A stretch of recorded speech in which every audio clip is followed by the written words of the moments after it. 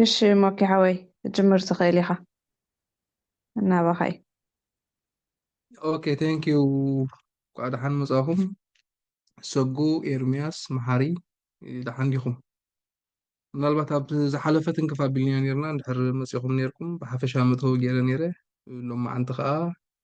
በቲ ቀዳማይ ምዕራፍ ድሮ ኮሰጉ ፅሒፋቶ ላ መሳርሒታት ፍትሒ ኢላ እሱ ቀዳማይ እማሚ ኮይኑ እቲ ቀዳማይ ምዕራፍ በቲ ንቕሓት ዝብል ኣእምር ብኡ ክንጅምር ኢና ቅድሚኡ ግን ኣነ መኮነን ፀሃየ ገብረ ልኡል ይበሃል ኣብ ንዑ ዞባ ኢላ በልዐት ኣብኡ ተወሊደ ዓብየ መበቆለይ ከዓ ኣብ ደብረ ሲና ከባቢ ሸዕብ ሰለባ ዝበሃል ትፈልጥዎ እንድሕር ኮንኩም ምናልባት በዚ ዞባ ኣንሰባ ዝርከብ እዩ ኣብኡ ተወሊደ ዓብየ በፀዋውዓ ዝናይ ሕጂ ስታይና ማለት እዩ ብዓብዩ ደረጃ ትምህርተይ ከዓ ኣብ ኤርትራ ከለኹ ብቀዳማይ ዲግሪ ነይረኒ ብባችለር ናይ ሕርሻ ኣብዚ ምስ መፅኹ ከዓ ፖለቲካል ሳይንስ ናይ ቀዳማይ ዲግሪ ወዲየ ሰለስተ መፅሓፍቲ ከዓ ደሪሰ ማለት እዩ ንሓፈሻዊ ምልላይ ክኾነና ኢለ እየ ምሳኹም ኣብ ቀፃሊ እናተላለና ስለንኸይድ ብሓንሳብ እውን ስለ ዘለና ኣርባዕተ ወርሒ ዝኣክል ኣብኡ እናተላለና ክንከይድ ኢና ናይ ሎም መዓንቲ ርእስትና ንቕሓት ዝብል ኣመር ኢና ክንትንክፍ ቅድሚኡ ግን ምናልባት ውሕዳት እውን ስለ ዘለና መታ ነቲ ናይ ምበሃሃል ስታይ ፅቡቅ ክኾነልና እስከ ኣብ ኣለኻ ዲኻ መሓሪ እቶም ዘለኹም ተምሃሮ መሓሪ ኣለኻ ሓደ ኤርምያስን መሓርን ኣለኹ ኣለኹ ኦኬ ኤርምያስን መሓርን ክፈትዎን እሞ ክልቲኣትኩም ኦኬ መሓሪ ወፂኡ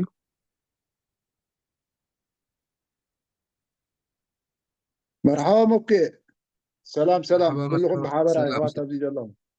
كميل لكم دحن لكم سلام زقابير مسكن كل بمحرة عم بينا. قرم من يصنيحو حدا محار دي يصنيحو محار زبهال حونا او محاري اسكا دحن تملس متوي متو له مكي صبو معلش صبو من صبو قوسي متو خوننا متان حنت هاجر ودقتي ወይ ከዓ ሓንቲ ሃገር ናብ ውድቀት ከፃዊ በዚ ፀዋዕ ናይ እንግሊሽ ወይ ፖለቲካል ሳይንስ ፌይልድ ስቴት ብልዎ ውዱቕ ዝኾነ ሃገር ወይ ከዓ ፍሽልቲ ሃገር ትበሃል ሶ እንታይ ማለት እዩ ንዓኻ ሓንቲ ውድቕቲ ሃገር ወይ ከዓ ፍሽልቲ ሃገር ክትበሃል ከላስ ከመይ ተዕይራ ከመይ ትርእያ እንታይ ትብል ከምንታይ መፀካ ብሓሳብካ መሓሪ اوكي راي መጀመርታ ከመይ ቀኒኹም ሰላም ክብል ለለር ሓሳብ ዳመት ቀፂለ ሰመይ መሓሰሎም ነዝበሃል ካብ ሃገር ሸወለኒ ይቕመጥ ኣንቆሎ ሌላ እውን ክኾና መጀ ቀዳማይ ይርከብ ስለ ዝኾነ ኣብ ዓዲ ወርሒ ዝበሃል ዓዲ ኣብ ንእስዋ ፅሮናየ ትውልዲ ዓብየ ካብ ቀዳማይ ስጋብ ሾምናይ ኣብቲ ተወልዲ ዓብ ኩሉ ዓዲ ተማሂረ ሃይ ስኩል ከዓ ኣብ ዓዲ ቀይሕ ሰከንደሪ ስኩል ወይ ሚድል ሰከንደሪ ስኩል ተማሂረ ኣጋጣሚ ሃይ ስኩል ኣይወደኽዎን ኣብ 2014 ንስደት ወፅየ ማለት እዩ ኣብ ዝሕጂ ከዓ ኣብ ሃገር ሸወለኒ ይቕመጥ ኣለኹ ያ ታንኪዩ ቀፂለ ኣብ ዝበልካዮ ኣብቲ ናይ ፌይልድ ስቴት እንታይ እዩ ንዝበልካዮ ምናልባት ሰፊሕ ክኸውን ይኽእል እዩ ሓንቲ ውድቕቲ ሃገር ክንብላ ተኮይና ገለበቲ ቀዳማይ ነገር ምናልባት ሚት እንድሕር ገርሃኒ ሄድፎን ወላ ከውፃእ እንድሕር ኮይነ ድምፀይ ንፁር ክሰምዑኒ ጣሽ መገብረ ፅቡቅ ኣሎ ድምፅኻ ንፁር ኣሎ ኦኬ ታንኪዩ ሓንቲ ሃገር እንድሕር ውድቕቲ ክንብላ ኮይና ካብቲ ስርዓተ ምሕዳራ እዩ ዝጅምር እቲ ስርዓተ ምሕዳራ ናይቲ ሃገር ከመይ ኣሎ ካብ ሕብረተሰብ ናይቲ ሃገር ቁጠባ ኢኮኖሚ ኣነባብራ ናይቲ ሕብረተሰብ ናይቲ ፖለቲካ ሲስተም እቲ ምሕዳራ ንስጉ ወይቲ ኔሽን ቢልዲንግ ዝበሃል ምናልባት መዓቀን ክኸውን ይኽእል እዩ ንኣብነት ምሕዳራ ናይቲ ሃገር እንድሕር ብዲሞክራሲያዊ ምሕዳራ ዘይከይድ ሃልዩ እሞ ከምዚ እንታይ እዩ ዝበሃል እስኪ ሓንቲ ግዜ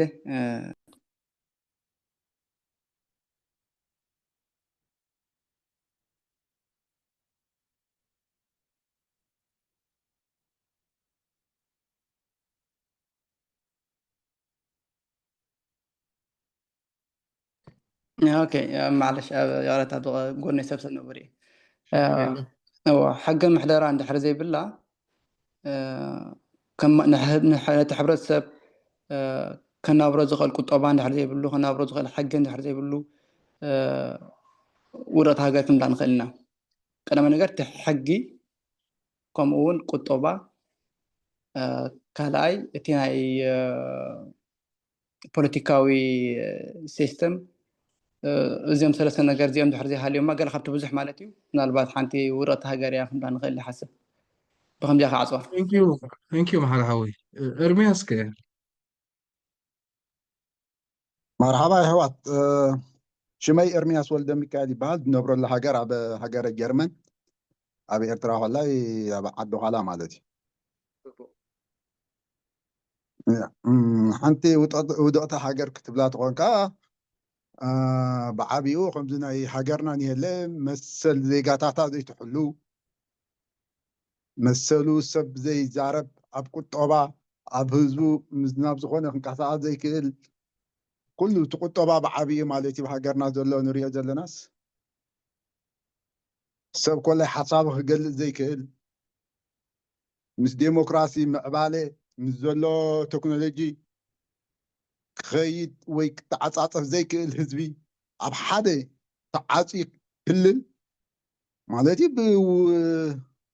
مرحتي ولقيها سباتن تعامتي تنبر حزب مالتي بعبي بقى افتح حاجرنا دل خطبله تخيل مالتي اخت زارو لس بزحي لحصر ربي لخغلص مالتي Thank you محرحوي. بحفشة خبز استعوزكمو كاوز وصار استون هيكونن. Thank you كبرت هذا اللي كلتياتكم صبوا عليه لاقبلنا. بعبيو جن انتايو أب قدامي محارت قصة بيلواز حلفة نيرو حبرتسب بيلو تغيسوا نيرو حبرتسب قطبا محدرة جكونا يلو نيرو محدرة جكونا زلو محدرة مالوتيو إرمياس حويون صبوا قليز كايو مثل بعبيو قطبا زي مهلاو نايم قصاص مثلون حساب كازي مقلاسون في معبالة تكنولوجيون في عالم زي تخيل مفانا بحفشة قليز كايو كابزن ستتقصابو ملئن اتا زعبيت نحنت هاجر ودقت تجبرا اتا ሕብረተሰብ ቢሉ ጥቂስ ቢልዋ ዝሓለፈ መሓሪ ሓውና ሰያ እንታይ እዩ ሓደ ሕብረተሰብ ብቁጠባ ክደክም ይኽእል እዩ ሓደ ሕብረተሰብ ናብ ድኽነት ክወድቕ ይኽእል እዩ ሓደ ሕብረተሰብ ኣብ ኩናት ክኣቱ ይኽእል እዩ ሓደ ሕብረተሰብ ኣብ ዝተወሰነ እዋን ጨኳኑ ወይ መላኺ ክሕልፍ ይኽእል እዩ እቲ ዝዓበየ መንገዲ ግን እቲ ሕብረተሰብ ኢልና ንፅውዖ ዘለና ሕብረተሰብ ከም ሕብረተሰብ መጠን ናይ ፖለቲካዊ ባህልን ፖለቲካዊ ስልጡንነትን ናይ ምፅዋር መንፈስን ብዓብዩ ድማ እቲ ከም ሕብረተሰብ ቀርኒ ይፍካር ኣሎ ባህልን ሕብረተሰባዊ ክብርታትን ዝኣመሰሉ እንተደኣ ነጊፍ ወዲእዎም እቲ ሃገር ውድቕቲ ንብል ሕጂ ሕብረተሰብ ኤርትራ ኣጋጢምዎ ዘሎ ነገር ንሱ እዩ ምናልባት ኣብዚ ዝሓለፈ እዋን ናይ ታሪክ ተባሂሉ ዝግለጽ እዚ ናይ ብረታዊ ቃልሲ ምናልባት ሰብካ ከም ዝትርጉሞ ክትርጉሞ ክእል እዩ ህዝቢ ኤርትራ ኣብቲ እዋን እቲ ነቲ ብረታዊ ቃልሲ ክዓስሎ ከሎ ግን እቲ ዝነበረ ነገር እቲ ቃልሲ ቁኑዕ ምዃኑ ኣሚኑ ዲ እንተኢልና ክሳብ ክንዱ ንቕሓት ዝነበሮ ኣይኮነን እንታይ ደኣ ነይሩ እንተኢልና እቲ ክብርታቱ ዓቂቡ ስለ ዝፀንሐ እቲ ህዝቢ እዩ ምክንያቱ ኣነ ምስ ደቂ ወራጃይ ክለዓል ምናልባት ቀሊል ይኸውን ምስ ደቂ ገዛውተይ ክእከብ ቀሊል ይኸውን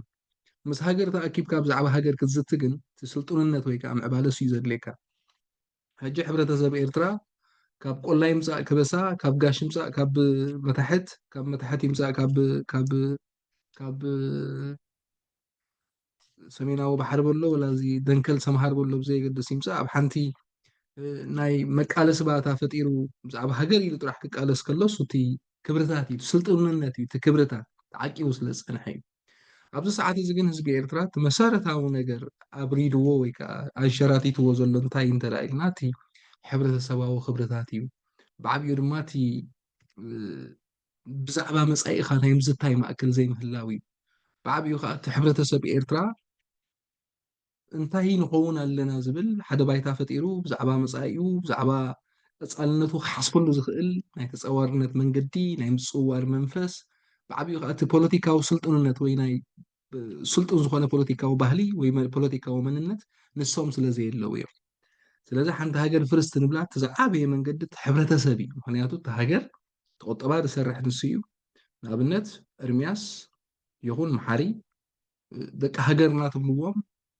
3 ሚልዮን ዲኹም 4 ሚልዮን ክትቆፅርዎም ትኽእሉ ኢኹም ሕጂ እንኮላይ ነብስኻ እቲ ኸይኻ ደቂ ሃገረይ ትብል بسمو ما يتفلتهم نخاب حبرهم 3 مليون 4 مليون يتفلتهم نخاب قندما فتحنا 4 مليون حزب إرترا تسوى على حجتها مسألة نتوم زي تفلتهم حبرة سبب حدا سموم قصهم زي تخيل حبرة سبب إرترا فتحيل كخصوا علهم كلخا أو اشتخا أتي بوليتيكا ومننت وي ناي سلطون بهلي حبرة سبب كتش كون يبلون زبل ما أكل السوس لازم حدركاي توم كالوت دك هاجريت بلوم أكلات كم زنات كانت أحد يروم اوكي ارمياس وي محل العلو الحسب نعنا سلازطقمنا حبيرنا نمنبار زخلنا بوليتيكاون سلازدلينا بزعبا مصاينا بوعل مسرت قورينا خنبرلو نخل ما اكل كنفطر سلازلنا نتاكد زبل محبرسب كفطر يالو مالت حجي اب كم درجه حبرتسب انت اهلاونته دسكيلو تهاجر ودقت نبلا ولو انت تسالو منقدون كتعيرو يصقمك ايو مخنياتو ቁጠባ ምናልባት ባንኮራፕሲ ብዘጋጥመሉ ሰዓት ብዓለማዊ መንገዲ ተመሊሱ እቲ ምምሕያሽ ምስ መፀ ቁጠባ ድሓን ክትከውን ትኽእል ኢኻ ብዛዕባ መሰል ምናልባት ሓደ ጨኳን ምስኣለኻ እውን ካልእ ዲሞክራሲያዊ ስርዓት ክትተክል ይከኣል እዩ እቲ ሕብረተሰብ ንብሎ ዘለና ግን ነቲ ምልክ ዝኣሊ ሓቢሩ ውዕል ዝኣስር ንመፃኢኡ ንሃገሩ ማእከል ዝገብር እንተረኣ ዘየለ ግን ንሱ እቲ ቀዳማይ ንሃገር ኣብ ሓደጋ ዝእትዋ እዩ ስለዚ ነዚ ማእከል ብምግባር ስለምንታይ የልዒለዮ እቲ ንቕሓት ዝብል ማእከል ከነልዕሎ ስለዝደለና እየ ሎሚ ምክንያቱ ሕብረተሰብ ኤርትራ ኩሉ ኣይንቑሕን ኢኹ ትብሎ ኣይትኽእልን ምክንያቱ ዝኣከብናዮ ስታስቲካዊ ሓበሬታ ክሳብ ዘይብልና እቲ ሓንቲ ምሳኹም ኣረጋጊፀ ክዛረባ ዝደሊ ግን ንሕና ንቕሓትና ዝተመጣጠነ ይኮነን ዘሎ እዩ ምክንያቱ ገሊኡ ምስ ዓማፂ ይስዕስዕ ገሊኡ ድማ ተጨኩኒ ይነብር ገሊኡ የቕንዞ ገሊኡ ድማ ብቐንዛ ኣሕዋትዩ ይስዕስዕ ሶ ኣብ ከምዚ ዓይነት ሕብረተሰብ ዝነብር ንቑሕ ኢኹ ትብሎ ኣይትኽእልን ኣይንቑሕን ኢኹ ትብሎ ኣይትኽእልን ድሮ እኳ ንስኹም ፍትሒ ትፅውዑ ኣለኹም ፖለቲካ ኣንደርስታንዲንግ ክህልወኩም ትፀሩ ኣለኹም ሶ እቲ መንገዲ ንቕሓት ዝኸድዎ ኣካላት ኤርትራውያን ኣለዉ እቲ ንቕሓት ብኣእምሮ ዘይብሎም ኣሕዋትና ኤርትራውያን ከ ኣለዉ ሶ እቲ ንቕሓት ዘይተመጣጠነ ምዃኑ ንሰማዕ ምሳኹም ስለዚ ንቕሓት ክንብል ከለና እምር ሓደ ካብቶም መሳርሒታት ፍትሒ ወይ ናይ ፖለቲካ ማእከል ኮይኑ ንቕሓት ክንብል ከለና ብዛዕባ እቲ ምስ ኩነታትና ዝኸይድ ንቕሓት የዛረብ ዘለኹ ብዛዕባ ዲሞክራሲ ማዕርነት መሰል ምምቕራሕ ፀጋታት ምህላው ዕድላት ሕግን ፖለቲካዊ ተሳትፎን ዘድሊ ንቕሓት እዚ ክንጠቕሶ ፅናሓት ህዝብና አንሸራቲትዎ ዘሎ ማእከል ስለዚ ልክዕዩ ምናልባት ንቕሓት ቀስ ብቐስ ኣብ ሕብረተሰብ ወይ ድማ ኣብ ውልቀ ሰብ ከም ባህሊ ከም ቁጠባ ከም ከባቢያዊ ምውሳእ ብተግባር ብመልሰ ግብሪ ኣብ ነዊሕ ብኮንስተንሲ እንተረኣ ቀፂልካዮ ኣብ ነዊሕ ዝከናውን መስርሕ እኳ እንተኾነ ግን እዋናውን ዘይተሓተትን ቀዳማይ መስርሕ ናይ ፍትሒ ከዓ ንሱ ምዃኑ ከዓ ክንኣምን ኣለና ምክንያቱ ንቕሓት እንተዘይብሎም ሕብረተሰባት ንቕሓት እንተዘይብሎም ተቓለስቲ ኣንጻር ቃልሶም እዮም ዝኸዱ ኣንጻር ረብሕኦም እዮም ዝኸዱ ስለዚ እዚ ሕብረተሰብና እንተሪእናዮ ሎሚ ገሊኡ ተኣኪቡ ፖለቲካ ይሰርሕ ኣለኹ ይብል ግን ድማ ኣንጻር ረብሑ ይኸይድ ገሊኡ ነቲ ስርዓት ይቃወም ኣለኹ እንዳበለ ግን ናይቲ ስርዓት ጠባያት ባህርያት ተላቢሱ ይኸይድ ሶ ፈቲ ይኮነን እንታይ ደኣ እቲ ንቕሓት ብኣእምሮ ዘይምህላው እዩ ኣብ ሓደ እዋን ከም ተቓላሳይ ከም ዜጋ ከም ህዝቢ ዕረ እንዳጣዕመካ ቅሬታ ትገብረሉ መንገዲ ኣሎ ዕረ እንዳጣዕመካ ከዓ ዋጋ ትኸፍሎ ኣሎ ሶ እቶም ዕረ እንዳጣዕሙካ ዋጋ ትኸፍሎም ንምእንቲ ብዓብዩ ዝዓበየ ህዝቢ ማእከል ብምግባር እዩ እንተደኣ 5 ሰባት ከፊልካ 50,000 ሰባት እንድሕር ተድሕን ኮንካ እዚ ከይፈተኻ ትኸዶ መንገዲ እዩ እንተ ናይ ሻዕብያ ቃልሲ ይኮነን 50,000 ሰባት ከፊሎም ን5 ሰባት ተውፅኡ ማለት እዩ ንስኹም ከምኡ ይኮነን ቃልሲ ከምኡ እውን ኣይኮነን ፖለቲካ ንቕሓት ማእከል እንተደኣ ገይሩ ዶክትሪንካ እንታይ ዘእዘካ እቲ ትዎር ዶክትሪን ዝበሃል ዘእዘካ ነገር ክልተ እዩ እቲ ሓደ ምእንቲ ብዙሓት ውሕዳት ምኽፋል ካልኣይ ምንባር ማእከል ዝገብር እዩ ንኣብነት ሎሚ እንድሕር ናብ ሩዋንዳ ተጓዒዝና ሩዋንዳውያን ዝፅሕፍዎ መፅሓፍቲ ዝውቅርዎ ሓወልቲ ምንባር ዋጋ ዝህብ እዩ ምንባር ዝትርጉም እዩ ምንባር ዋጋ ከም ዘለዎ ኣብ ህዝቢ ኤርትራ ግን መስዋእቲ ዋጋ ከም ዘለዎ ኢና ንፈልጥ ኩላትና ንዓንዱ ተሰዊእካ ናፅነት ኣምፃለ ይብለካ ሓደ ንዓንዱ ዋጋ ክፈል ኪድ ሜዳ እንደውረድ ይብለካ ኖ ሜዳ ከይወረድካ ዋጋ ብሂወት ከይከፈልካ ብግዜን ብገንዘብን ከፊልካ ክኸውን ኣይከኣልን እዩ ክኾን ብዓለም ከምኡን እዩ ዘርእየና ዘሎ ክኾን እዩ ዋጋ ከይከፈልካ ንኣብነት ኣብ ቀዳማይ ዝረኣናዮ ኣብዚ ሰለማዊ ሰልፊ ናይ መን እዚ መን እዮም ሽሞም ሃብ ንዞም ስታይ ዝገበሩ ቀዳማይ ንሳቶም ሲ ምናልባት 17-18 ሰባት ከፍ ኢሎም ክኾኑ ይኽእሉ እዮም ኔፓል ዝኾኑ ኔፓል ቴንክ ዩ ግን ድማ እቲ ዝነበረ ኣፓራቱስ ቀይሮሞ ኩሉ ሲስተም ናይቲ ስርዓት ቀይሮሞ ብምልኡ ሶ ከምኡ ዓይነት መስዋእቲ ይኽፈል እዩ ሜዳ ወሪድካ ብረት ሒዝካ ጥራሕ ኣይኮነን ዋጋ ዝኽፈል ግን ከምዚ ናይ ኔፓል ዓይነት መንገዲ ክህልወና ኢና ሕጂ ንሕና ንቕሓት ንብል ዘለና ምክንያቱ ንቕሓት ተለካ እምቢ ኢኻ ትብል ንኣንፃር ናትካ ረብሓ ወይ ናይ ህዝቢ ረብሓ ወይ ድማ ኣንፃር ናይቲ መንእሰይ ዝኽየድ ዘሎ ነገር እምቢ ትብል ኣብነት ማዕበል ኢሉ ዝብገስ ኣብ ኩሉ ኣሎ እዚ ናይ ቀዳማይ ናይ ኔፓል ዝረኣናዮ ማዕበል እዩ እቲ ማዕበል እቲ ንእዋኑ ሓደ ነገር ከረጋግፅ ዝተበገሰ እዩ እሱ ምስ ኣረጋገፀ ግን ማዕበል ኮይኑ ይኮነን ዝቕፅል እንታይ ደኣ መሰጋገሪ መንግስቲ ወይ ከዓ እቲ ኤግዛይሊንግ ጋቨርንመንት እዩ ዝገብር ንሱ ከዓ ገይሩ ርኢናዮ ሕጂ ኣብ ሕብረተሰብ ኤርትራ ግን ማዕበል ኢሉ ድሕር ተበጊሱ እቲ ማዕበል ኣብ ክንዲ ነቲ ዝተሃርመ ዕላማ ንዕኡ ማእከል ገይሩ ሓደ ክንዲ ዝረጋገፅ ዕላማ ኣብ ክንዲ ዝገብር እቲ ማዕበል በዓል ፖለቲካ ክሰርሕ ይፍትን እሞ ኣብ መንጎ ፖለቲካን ኣብ መንጎ ነብሲ ቅትለትን ዘሎ ማእከል ይኸይድ ሕጂ እቲ መሰረት ኣባና ክህልወና እንደልዮ ዘለና እንታይ እዩ እቲ ንቕሓት እዩ ብጥሙሩ ንቕሓት ክንብል ከለና ንጉዳያትና እየ ዝዛረብ ዘለኹ ንምዕባለታት ብህድኣት ዓቕሊ ብምፅውዋር ብምርድዳእ ንዕኦም ንምእላዮም ሲ ወይ ድማ ሓቢርና ኩላትና ናብቲ ዘርብሐና ንምስጓም ወለንታዊ ሕልና ምህላው ማለት እዩ ንቕሓት ማለት ሜላታት ዘይፍትሓውን ፍትሓውን መሚኻ ምፍላጥ ማለት እዩ ንዓኻ ዝብለፀልካን ንዓኻ ዝጠቕመካን ስፈ መሚኻ ምፍላጥ እዩ ኣብ ሕብረተሰብ ተለሚዱ ዘሎ ነገር ኣሎ እንተደኣ ማሕሪ ናተይ ቀረባ እንተደኣ ኮንካ እሞ ወዲ ወራጃይ ዲና ክንብሎ ወዲ ዓደይ ዲና ክንብሎ ብዘየገድስ ዝኾነ ንበሎ እንተደኣ ኮንካ ዘይተርባሓኒ እናሃለኸ ሒዘካ ዝኸይድ ግን ድማ እሱ ንቑሓት ምህላው ኣይኮነን እሱ ብድፉኑ ኩሉ ክገብሮ ዝኽእል ነገር እዩ ስለዚ ስለምንታይ እዩ መንእሰይ ሎሚ ብጥምሩ ኣብ ክንዲ ብምፅውዋር ኣብ ክንዲ ነቶም ዓመፅቲ ዝጥቀምሉ ሽርሕታት ኣብ መንጎ ህዝቢ ዘሎ ተፈጥራዊ ይኹን ናይ ብሄር ናይ እምነት ናይ ቋንቋ ወዘተ ፍልልያት ንዕኦም ኣስተብሂሉ ኣብ መፈንጠራታቶም ንዘይምውዳቕ ኣብ ክንዲ ዝምክቶም እቲ መንእሰይ ምስቲ ዝፍጠር ዘሎ ናይ ፀቢብነት ናሬሽን ሓቢሩ ዘኺዶ ዘሎ እንታይ እዩ ተልና እቲ ጉድለት ንቕሓት እዩ ህልኽ ካብ ጉድለት ንቕሓት እዩ ዝመፅእ ከምቲ ዓንተበይ ዝብሎ ዝነበርኩ የቕሬታ ክትብል ምኽኣል ማለት ሓንሳብ ኣብ ገለ እዋን ከብድ እዩ ግን ድማ ኣካልቲ ንቕሓት እዩ ቅሬታ ዝብል ንቑሕ ሰብ እዩ ስለዚ ዝኸትካዮ ጉዕዞ ገምጊምካ ዝኸትካዮ ነገር ኩሉ ርኢኻ ክሳራታቱ እንድሕር ዝዓቢ ኮይኑ ካልእ ናይ ቃልሲ ማእከል ምፍታሽ እቲ ቀዳማይ ናብ ንቕሓት ክወስደካ ዝኽእል ማእከል እዩ ግን ንቕሓት ብዓብዩ እንታይ ንብል ኣለና ካብ ጌጋ ዝመልስ ካብ ዘይርብሕ መንገዲ ዝመልስ ዘገምግም ማእከል ዝፈጥር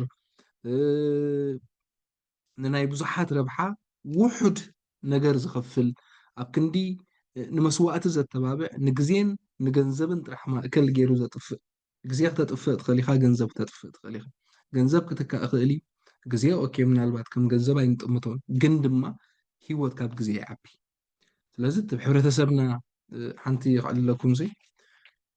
ናይ ሲቪክስ መፅሓፍ እያ ንሻትሻይ ክፍሊ ተባሂላ ዝተፃሕፈት ኣብ 2003 እየ ዘንብባ ኣብ ኤርትራ ከለኹ ሕጂ እታ መፅሓፍ ሓደ ሒዝዋ እዩ ዝመፀኒ ኣብ ናይ ካሪክለም ማእከል ዝሰርሕ እዩ ሕጂ እቶም ናይ ካሪክለም ማእከል ዝሰርሑ እታ መፅሓፍ ብሰሎሞን ፀሃዮም ዝተፃሕፈት ንሳቶም ድማ ናብቲ ሚኒስትሪ ትምህርቲ ናብኡ ከርዕምዋ እቶም ናይ ፔዳጎጂ ዝበሃሉ ነይሮም ንሶም ይዘራረቡላ ነይሮም ሕጂ እታ መፅሓፍ እንታይ ትብል መስለኩም ሓደ ኣቦሲ ምስ ወዱ ይጓዓዝ ነይሩ እዩ ዝብል ሕጂ ነቲ ኣቦ ስላማይ ገይርዎ ማለት እዞም ሓደ ስላማይ ኤርትራዊ እዩ ዝገብሮ ዘሎ ነቲ ቦ ሕጂ እቲ ቦታ ከዓ ብየኒ ዝነገረና ዘሎ በዚ ከባቢ ናይ ሓሸንኪት ዝበሃል ከባቢ ሳዋ ኣብኡ እዩ ዝብለና ዘሎ ጦር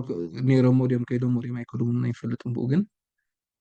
እናተጓዓዙ ይብለና أبتي روباتات يتقس سمي يتقس نايت روباتات بوزلو حجي أقاطعمي مس أبون ودني مزخوت زلو تي قلعة ودي شومنت عمت عسرت خلطة شومنت عمت منغو زلو እቲ ኣቦ ከዓ ኣብ 50ታት ዕድመ ዝርከብ እዩ ዝብል ሕጂ እናተጓዓዙ ከለዉ ኣጋጣሚ በቲ መንገዲ ሩባ ተሰሪዑ በቲ መንገዲ ተሰሪዖም እቶም ጦር ሰራዊት ይመፁ ይብል እቶም ጦር ሰራዊት ምስ መፁ ሃንደበት ሕቶ ይሓትዎም ይብል ሕጂ ደው በል ብልዎም በቲ ኣምሓርኛ ቁም እያ ትፅሓፍ ቁም ብልዎም ደው ብሉ ነቲ ቦ ሕጂ ማይ ዘለዎ ቦታ ሓብረና ይብልዎ እቶም እቲ ቦ ይፈልጥ ንብሎም የንቅፆም ማለሲ ተደጋጋሚ የፈራርሕዎ የሓትዎ ትቦ የንቅፆም ማለት ኣይፈልጥን ንብል ኣብ መወዳእታ ክንቀትለካ ኢና እንተዘይነጊርካና ይብልዎ እሞ በሉ ሕራይ ቅተሉኒ ግን ቅድመይ ስነ ዝወደ ይቅተልዎ ይብሎም ሕጂ ንወዲ ወታ 12 ዓመት ኮይኑ ሕጂ ንሳቶም ከዓኒ ከምኡ ምሰሎም ይግሮም ወድኻ ዘይኮነ ንብልዎ እሞ እወይ እሞ ስለምንታይ ደኣ ክንቀትሎ ንዕኡ ምሰልዎ ኖ ቅተልዎ እሞ ንዕኡ ቅድም ሽዑ ንዓይ ቅተሉኒ ይብሎ ሽዑ እቶም ጦር ብጥዕንኡ ተጠራጢሮም ከይዶም እዩ እሞ ወዳእታ እታ መፅሓፍ እታ ኣብ ምዕራፍ 3 ዝነበረት መፅሓፍ እንታይ እያ ክትሕልፍ ደልያ እቲ ሰብኣይ ብኽቱር ሃገራውነት ነቶም ጦር ማይ ዘለዎ ቦታ ንኸይሕብር ወዱ ክቕተል ደልዩ ስለምንታይ እንተረኣ ነቲ ቦ ቀቲሎም እሞ እቲ ቆልዓ ፈሪሑ ድሕሪኡ ናብቲ ማይ ወይ ሩባ ሒዝዎም ክኸይድ ስለ ዝኾነ ነቲ ቆልዓ ቅተልዎ ይብሎም ኣሎ ሕጂ ኢማጅን ሕጂ እዛ ፅሕፍቲ እዚኣ ንሲቪክስ ንሻትሻይ ክፍሊ መምሃሪት ተባሂላ ዝተዳለወት እያ ሕጂ እንታይ እያ ትሓዝል ዘላ ኣብዚ ንስኻ ንተኣኪቦም ዝመፁ ዘለዉ ጦር ይኹኑ ሰራዊት ይኹኑ ብዘየገድስ ማይ ዘለዎ ቦታ ንኸይትሕብር ኢልካ ውላትካ ምኽፋል እውን ዝፀጋም ምዃኑ ሕሰቦ ማይ ሩባ እየ ዝብለካ ዘሎ ወላ ከይሓተትዎ ኮለል ኢሎም ስሩባ ወላ ረሳሕ ማይ ክረኽቡ ክእሉ እዮም እቲ ቆልዓ ግን ኮለል ኢልካ ክትረኽቦ ይትኽእል ዳግማይ ክትፈጥሮ እውን ኣይትኽእል ሕጂ እታ መፅሓፍ ተበጃውነት ኣብቲ መንእሰይ ከይተረፈ ክትፈጥር እያ ተበጊሳ ሕጂ ኣብ ጥዑይ ኣእምሮ ዘለዎ ህዝቢ ዋ እዚ ኣቦ ኣብዛ መፅሓፍ ዘሎሲ ናብ ሕክምና ክኸይድ ኣለዎ ጥዑይ ኣይኮነን ስለምንታይ ይኹም ናይ ሓደ ሕሙም ኣቦ ከም መምሃሪ ቅሪብኩምልና ዝብል ሕብረተሰብ ክፍጠር ይግባእ ሽዑ ኣብ ኤርትራ ከለኹ ስለ ዘንብብኳ እቲ ዓርከይ እውን ኣብቲ ፔዳጎጂ ስለ ዝሰርሕ ምስኡ ተባሃሂልና ምክንያቱ ቀረባ እውን ስለ ዝኾንና ኣዕሩኽ እውን ስለ ዝኾንና ኣብቲ መምሃርቲ እውን ነርና ሓደ እዋን ዋ ከመይ ትሪኣ ኢልዮስ ዋ ከመይ ክሪኣ ደኣ ፅቡቕ እምበር ማለት እቲ ሕብረተሰብ ሃገራውነት ክላበሰሉ ሃገራውነት ከዓ ከቢድ ነገር እዩ ማለት ንሃገር ኢሎም ዝሓለፉ እያታትና ንውፅኒሖምልና ክሳብ እዚ ካብ ጭልፋ ብባሕሪ እዩ ካልእ እውን ታሪክ ኣሎ ይብለኒ ሕጂ እሱ ንባዕሉ ፅላዊ ሕጂ ምስኡ ክትዛረብ ኣይትኽእልኒ ኢኻ ሓደ ሃገራውነት ዝጠዓመ ኣቦኻ እውን ክሕደካ ክእል እዩ ኣይተዛረብክዎን ግን ድማ ሙሉእ ለይቲ ብርእሰይ ክመላለስ ሓዲሩ ስለምንታይ ተበጃውነት ሕጂ ንድሕሪት ንመለስ መስዋእቲ ትብል ኣብ ሕብረተሰብ ኤርትራ ቅድሚ ዝወራር ዝነበረሉ እዋን ኣብ ምንታይ እያ ትፍለጥ ነይራ ብሃይማኖት እያ ትፍለጥ ነይራ ኣቡነ ኣረጋዊ መስዋእቲ ፈጢሙ ኣቦና ኢዮብ መስዋእቲ ንውሉዱ ከቕርብ ምስ ከደ ገንሸል ኣፅኒሒሉ ዝብል መስዋእቲ ዝብል ንባዕሉ ኣብ መፅሓፍ ቅዱስ ጥራሕ ዝፀናሐካ ነይሩ ሕጂ እቲ ሕብረተሰብ ናትና እቲ መስዋእቲ ዝብል መንገዲ በቲ ሃይማኖታዊ ነገራቱ ከም ክብሪ ሒዝዎ ስለ ዝፀንሐ እቲ ኣብ ኤርትራ ዘሎ ስርዓት እውን ንኣ ክጥቀመላ ተበጊሱ መን መስዋእቲ ዝኸፍል እቲ ሕብረተሰብ ኤርትራ ንመን መስዋእቲ ዝኸፍል ንውላድ እንታይ እዩ ዝረክብ ወላ ሓንቲ ሕጂ እዞም እኩባት ድምራቶም መስዋእቲ ዝብል መንገዲ ኣብዚ ሕብረተሰብ ናይ ኤርትራውያን ሰሪፁ ኢቭን ኣብዚ ከይተረፈ በጃ ክንከፍል ኣለና መስዋእቲ ክንከፍል ኣለና ናፅነት መስዋእቲ ተኸፊሉ ሕጂ ከዓ ንሕርሓርነት ትርኢ ኣለኹም መስዋእቲ ክፈሉ ኖ ስለምንታይ ሰብ ከፊልና ሓርነት ንደልያ እቲ ሓርነት ኮይና ነቲ ሰብ ክግልገለሉ ንፅውዖ ዘለና እቲ ሰብ ኣይኮነና ሓርነት ከገልግል እቲ ሓርነት እዩ ነቲ ሰብ ከገልግል ስለዚ ሰብ ተሰዊኡ ይኮነን ሓርነት ከምፅእ ዘለዎ ሰብ ነቂሑ ተማሂሩ ፍቕርን ሓድነትን ምስ ብፆቱ ከምኡ ኣደልዲሉ ብዓብዩ ግን ንነፍሱ ክመሃር ንነፍሱ ክዓቢ ናብራ ክመልኽ ሂወት ክጅምር ክወልድ ክምርዖ ክዘምድ ቁኑዕ ክሓስብ ሕጉስ ክኸውን እዚ እቲ ዝዓበየ ዋጋ ምኽፋል እዩ ኣብዚ ሕጂ ዘለና እዋን ይዛረብ ዘለኹ ምናልባት ኣብ 19 ብ19 መወዳእታ መፋርቕ 20ታት ተፈጢረን እንትደኸውን ምሳኹም ኖ ሰብኣይ ኮይኑ መስዋእቲ ክፈጥር ኣለዎ ክላሽን ክሕዝ ኣለዎ መድፍዕ ክሕዝ ኣለዎ ምበልና ከምዚ ሓደ ተጋዳላይ ባህሊ ናብ ኣሜሪካ ከይዱሲ ነዚ ትዊን ታወርስ ኣብ ኣሜሪካ ዘሎ ነዋሕቲ ህንፃታት ልዕሊ ምስ ረኣዮስ ቦ ኣንታ ደሽካ ጌርካ ነዚ ብተመልከተለ ሂብካ ትገድፎ ኢልካ ኢሉ ብል ሓደ ነይሩ ተሰፍሮ ኣይብልን እዩ ምክንያቱ ኣብ ዝስፈር ቦታ ኣይኮነን ዘሎ ኣንታዝ ትሽቅጠሉ ኣንታዝ ሆቴል ትገብሮ ኣንታዝስ በቃ ምስ ደቅኻ ትነብሮ ሂወት ኣብዚ ትሕልፍ ወላስከ ካልእ ንግደፎስከ ከመይ ዝበለት ፅቡቅ ትጎርዞ ሒዝካ ሳብዚ ትነብር ከዘይብል ኮሚ ምነን እዩ ኣብ ኮሚ ተፈጥረን ኣብ ኮሚ ነበረን እቲ ዘለዎ እዋን እቲ ብሬን ዎሽ ዝግበሮ ዘሎ በቃ መስዋእቲ ደሽካ ዝብል ነገር ሕጂ እዚ ናይ ሕጂ ሕብረተሰብ ኤርትራ ዓለም እንታይ ትብል ንሕና እንታይ ንብል ኣለና እዩ ሓደ ፍትሒ ዝብል እንድሕር መፅኡ ንሕብረተሰቡ ከገልግል እንተመፅኡ ዓመት ዓመት ዲኻ ትዛረብ ኣብ ቴሌቭዥን ክትዛረቡ ትነብሩ ያ ሰብ ክነቅሕ ኣለዎ ሰብ ክርዳእ ኣለዎ ንቕሓት መሰረት ኩሉ ጭንቂ እዩ መሰረት ኩሉ ፀገም እዩ መሰረት ኩሉ ናይ ድንቁርና ማእከል ዝኸፍት እዩ ሶ ንቕሓት ከመይ ይጥሪ ዝብል ኢና ሕጂ እቲ ማእከል ክንገብሮ ንደሊ ማለት እዩ ስለዚ እቲ ብዓብዩ ሕብረተሰብ ኤርትራ ተፈጢርዎ ዘሎ ማእከል ኣብ መሰረቱ እቶም ዓንተወይ ሓውና ዝጠቐሶ ሕብረተሰብ ኢሉ እቲ መሰረታዊ ነገር ሕብረተሰብ ፈሪሱ እዩ ንሱ ሕጂ እቲ ውዱቕ ስተይት ወይ ፌይልድ ስተይት ኣረጋጊፁ ዘሎ እቲ ሕብረተሰብ እዩ እቲ ሕብረተሰብ ሓቢሩ ንመፃኢኡ ክሓስበሉ ዘይክእል ባይታ ተፈጢሩሉ ስለ ዘሎ እዩ ንኣብነት ፀላኢ ከም ኤርትራዊ ገይሩ ፀላኢ ዘባርር ወይ ከዓ ኣብ ፀላኢ ዝሰምር ወይ ከዓ ፀላኢ እንድሕር መፂዎሲ ንፀላኢ ከሳጉግ ከም ኤርትራዊ ገይሩ ዝሰምር የለን ክበሃል ሰሚዕና ኣለና ኩላትና ሓቀይ ከምኡ ንበሃል ኢና ወላቶም ስነ ጥበባውያን ድዮም ወላቲ ኣብ ደንበ ፍትሒ ዘሎ ህዝቢ ድዩ ከምኡ ይብል ግን ድማ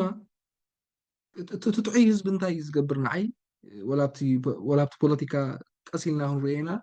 ጥዑይ ህዝቢ ፀላኢ ቤሎ እዩ ዝብል ኣይናይ ፀላኢ ፀላኢ ኣሎ ተበጋስ ተባሂሉ ኣይናይ ፀላኢ ብኸመይ ከመይ እንታይ WH ኮሽንስ ኣለዉ ዋይ ዋት ዌን ዌር ሁ ዝብሉ ኣለዉ ስለምንታይ ከመይ እንታይ ዝብሉ ሕቶታት እዚኦም ክትሓትት ዓቢ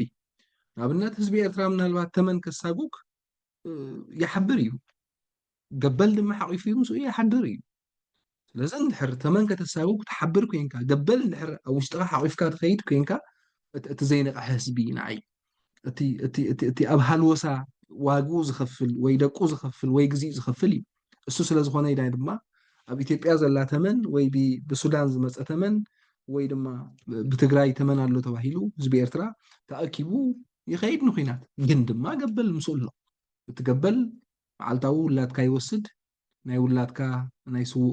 መሰነይታ ይህበካ ቁርብ ቁራባ 500 ይህበካ ነቲ ሓደ ውላድካ እውን ሓተካ ከምኡ ጌርካ ትሽዓተ ደቅኻ ድሓን ሓደ ወሲደ ኣለኹ 7 ተሪፎም ኣለዉ 6 ተሪፎም ኣለዉ 4 ተሪፎም ኣለዉ እንዳበልካ መወዳእታ ህዝቢ ኤርትራ ነቶም 4 ንዕም በሉ ሕጂ ደገ ውፅ ኢሉ ኣማኺሩ እቲ ህዝቢ እንታይ ደኣ ክገብር ምክንያቱ ብኩናት እናተወድኡ ስለዝረብረበ ደገ ከይዶም ኣብኡ ክሰፍሩ ለይ ሓይሽሉ እቲ ህዝቢ ኤርትራ ሕጂ ድማ እቲ ደገ ምኻድ ድማ ከም ባህሊ ሰሪፁ ሕጂ እዚ ህዝቢ ዝረአዮ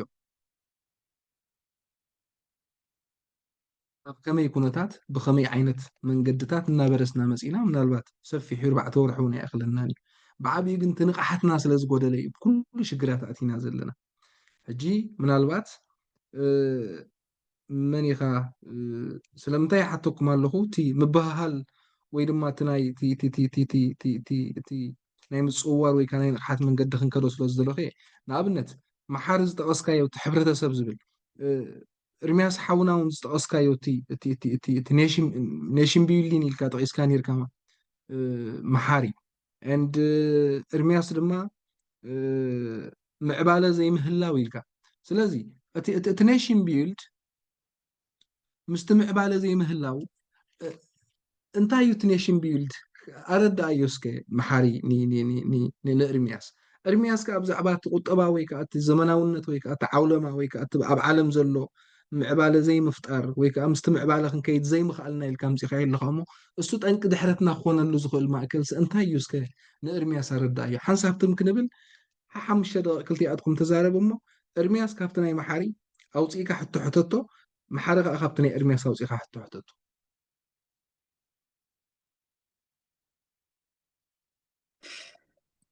اوكي راي انا دس كمني مهر مكي ولا تبغى كل شيء قريب منكم من خزاربي ثانك يو نزعدل اوكي ارمياس ديسكشن زربا مسخياتكم مالتي بحفش شو نقولنا تي نيشن بيلدينج انت يون زبل اما جمرتا كمتي زبل قوتي كورابشن توي برشونا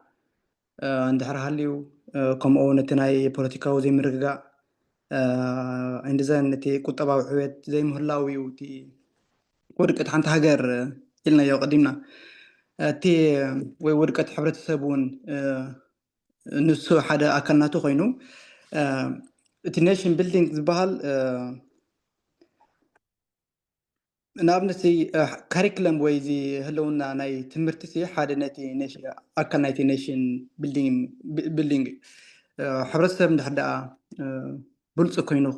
وص خينو عبيات كلوه خينو بزعبا نغرات كفلت خينو بزعبا هلاوي كفلت خينو كاريكلم وي تمرتي نقحات كلولو كاب نشت نغر كعب مالتي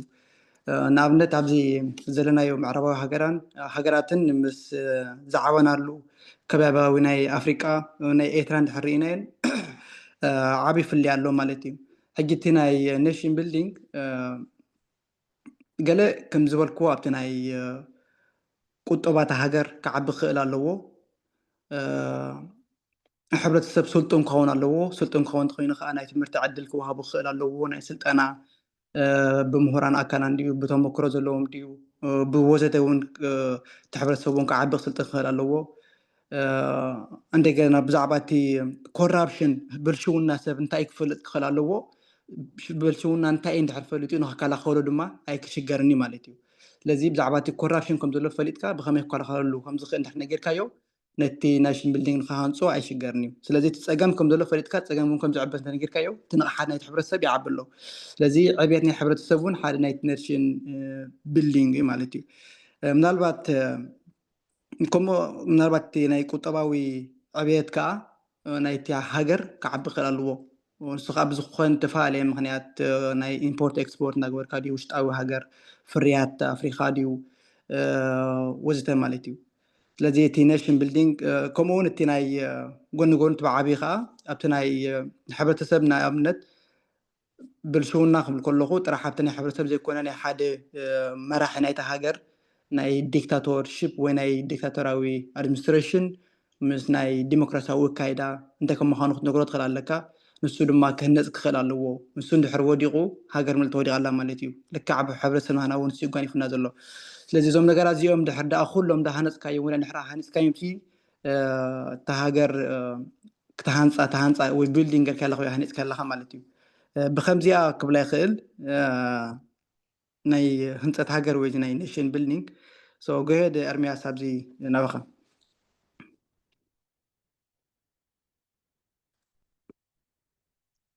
اوكي مهارة صبغ قديت كان انا بحكي خليني انا كيقول سيلا سمع الى اتي يا رب زغونه جنابتي مع بالي نقحات زبلقا بحافشو انا خرد ان تكون بتناتي حساب مالتي مزي حجج لنا قدامي عالم نعنا تسرعتس بقى حجه تحاسبه خلاص نقحاتس هدي ولا ممر مقنني نقحات لنا ويولدني كاس ان تهز ناس اب ما خلاي درجه الحمد لله كانت لاني قديت كايو قوموا كتبل السمع كما قديت كاي انا هجي خريه هنا ولا تم دنب فتحوي نقحات يبلنا ان نحدينا خوين يسمع عنا مالتي لكن نحدينا نبالع ولا نقحات وين سلازي نقحنا مالتي بحافش انت نقحات كين نتهزبي اب ايرترا بتسرعت بقى خم نعطي خوين غرد ان هلا نحنا حجه تحاسبه خلاها بقى تقيل كاتورد نحنا جوغاني انا يبلك نقحات بهال يلم بتان استاذ بلك حنتي سلاعينا خصيت إذا بعد خيد نسخة بقى فليات غير دارجة أنا بتي ناتي عدمس كم غير قريتنا منقص مالتي نحنا كم حيالات غيرو حلو أنا زي يرسع حدا قد يساب سوا وريدنا ني قاوبت باصع تودي الناس حدا ستايل حكيتو ما عرف ندي سنة في حج نسوت مريت استشهاد اللي بعد أنا عرفتها من ورقة كم دي أخم دي أيلور نحنا حج نصعبي ونير ناتنا مرحلنا قال ينير شو حدث حلاف زعكي بنا نبرس تايدوهم نسخس مريت ابزي من خلعك حجي نسو بخي وبقى حجي بقى هم زي كل يوم نقل دحرا تايدو حلاف زير الساعه نسخافت بحر زي كندا مريت 25 كتحتت لك نس እንደ ሓተተስ ብኻልእ ገይሩ ይሽፍኖ ማለት እዩ መልሶም ሕጂ ንዓና ንቕሓት ዝበሃል ዘሎ ነቲ ህዝብስ ዳርጋ በቃ ዋላ ሓንቲ የለን እቲ ስርዓት ኮላይ ንዓና ተፃዊትና ክብሎ ይኽእል ነቲ መንእሰይ ትምህርቲ ከም ድላይ ክህቦ ይከኣለን ከም ድላይ ክዛረብ ኣይከኣለን ያ ክብሎ ይኽእል ማለት እዩ ኣነ እቲ ንቕሓት ኣብታ ንቕሓት ማለት እዩ ሕጂ ዋላ ብሓፈሽኡ ናብቲ ደንበ ዘለናዮ ንቕሓት ብዙሕ ኣነ ንቕሓት ኣይነቕሓናን ንብል ይኽእል تمهور كلاي نتهز بيت نوقحن بلا خلاي تمرت بوزس يلمبر تمهور كلاي يابان حجز اي وطني خطريهم كلها ولا بتقال السخت قيد كلها كل حدا ميزان زلك بسمئتا وطراي تقيدها منات نت منسي كم بعل مكنن انا حنت جزيري كان يرد زي تجاجي فرانكفر مالتي يا نقحاتس غوسغاس يدلي ولا تمرتي يدلي تراي بحيل نغيد لنا خويني سمعني مالتي انا بزح زارب كوي كاني حجي بصراحه عندي له وطي الى حجاب شقا كم ذا باوزو خويني سمعكم زلهم مالتي سوري يا انا عنت بقي زلوا انا قرب زقدف كون يا صبوق لغا تي زبلكايو دارغاتي هلو ابتي ارمياس ابتي ناي نحنا حرس ابتي ناي سوازر علكايو ابتي نحنا حرس كل تدراغا مزرئ فلايتهم سوا خيركم مريهم مزمصخون وند علينا تقصونعو رسو قال خفالي بعبي نسو نزلنا تحبرسب كحتت كم زي بزعما معوالي كحسب كم زي بلقرم حنقول يبلاشو وندم بقدما يابي قدامي تركب ناس انتي لنور مهر مكي ايغو سيلو بنقحاتي تسبر زبل زربا زياده سيلهني ملوقنا بقى حسب كني لنكن بقى زي ايغو تاينهم لانتنا مثلا تقول ناسي نحزلو سطح نعوق سفر زغل مبر كسبر ايكلني قليلو ابزي حج هلخ حصرات نقحاتي تبل كازيا صبقتي كونسبت قال كا هيبنا مالتي حقي هلخسي ازيو كمزي هلخ زلو سب انت حد اخلت تهالخ وانكا ولدي اول حاجه تاعي حاجه بلصيق هو صايكني حفش كنت نقعطو يدحنا وحني ابتناي هنطت هاجر وي نيشن بيلدينغ سي انتي مهنات هاجر انها هنطت هاجر انهم له كم زبلكو ابتناي معبال بوليتيكاوي تكالات كون خيل كتباوي متأثر كون خيل متعباي هاجرات وزت مالتي كما يلق عطو يدي اتنكي